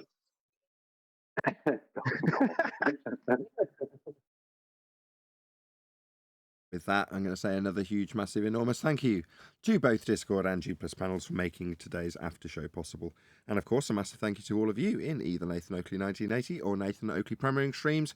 Hopefully smashing the super chat, liking, commenting, sharing, subscribing, joining as a member, and all that good stuff. I've been Nathan Oakley, and I'll see you all in the next video.